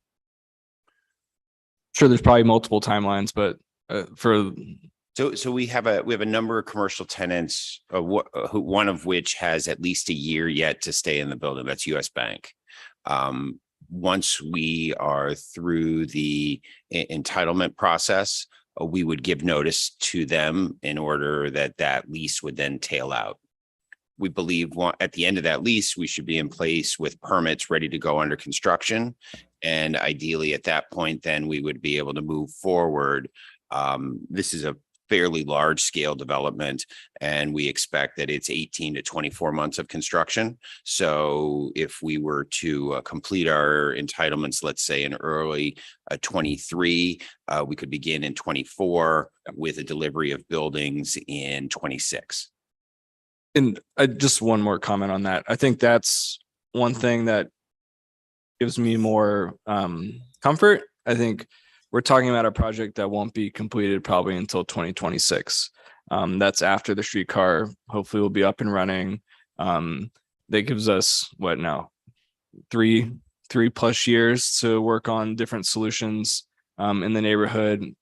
It's also plenty of time for people to change habits as well. So that's just one thing I wanted to point out to neighbors. This is a long-term project, and there's plenty of, it's not like it's going up tomorrow. It's could be a long-term process. Commissioner Baker, thanks for that question, because I do agree with you, knowing that there's ample time to continue the discussion on this parking issue brings some relief to me as well. So thank you for that question. Yep. Okay, I'll take a motion, please. I guess I have a question about, if there's a condition we can put in here about just continued engagement on this subject, either with Midtown KC Now or the city, that this is, I assume that you would continue to be in this conversation, but maybe just mentioning that as a point of progression in coordination with that this doesn't sort of end now. That'd be something you'd be favorable to, just continuing to engage with community-based organizations as well as neighbors on parking coordination? Absolutely. We've been actively engaged with both of the local neighborhood associations over to the east, the Hyde Park Neighborhood Association, to the west, Old Hyde Park. We've worked with Old Hyde Park year in, year out on neighborhood issues. We are members of Midtown KC Now. I've served on that board. Currently do not, but actively work with them. We were very engaged with each and every one of our different elected officials from the fourth districts, sort of as they come and go through term limits and elections. We are part of this community. We're pleased to be a part of that community. We purchased our first building on Armour Boulevard in 2007. We've never sold anything since. We are the definition of a long-term engaged, invested owner that is actively participating with its neighbors. So yes, we're happy to commit to further engagement and I conversation. don't know if others have thoughts on that. I just thought maybe that would quantify a little bit of the engagement continuing beyond today. Okay, I can make a motion. 7.2 has conditions, correct? 7.1. Yep. I move to approve 7.1 and 7.2 with conditions, including a condition to continue engagement with community-based organizations and neighbors around parking coordination. I'll second that. Okay, so I've got a motion and a second for approval of docket item 7.1 and 7.2 with the addition of continued engagement in the parking on 7.2. So Lisa, can you take roll call on that motion, please?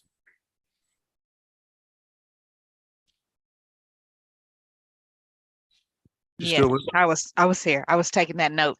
I was writing it down. Commissioner Baker, Aye. Beasley, Aye.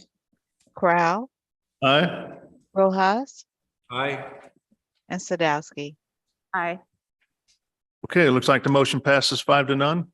Appreciate you bringing it in and good luck as you move forward.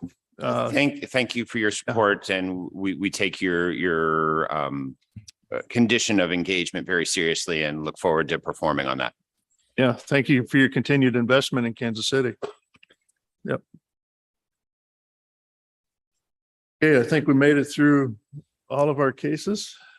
Before 1 o'clock. Yeah, it's before 1 o'clock. Thank you.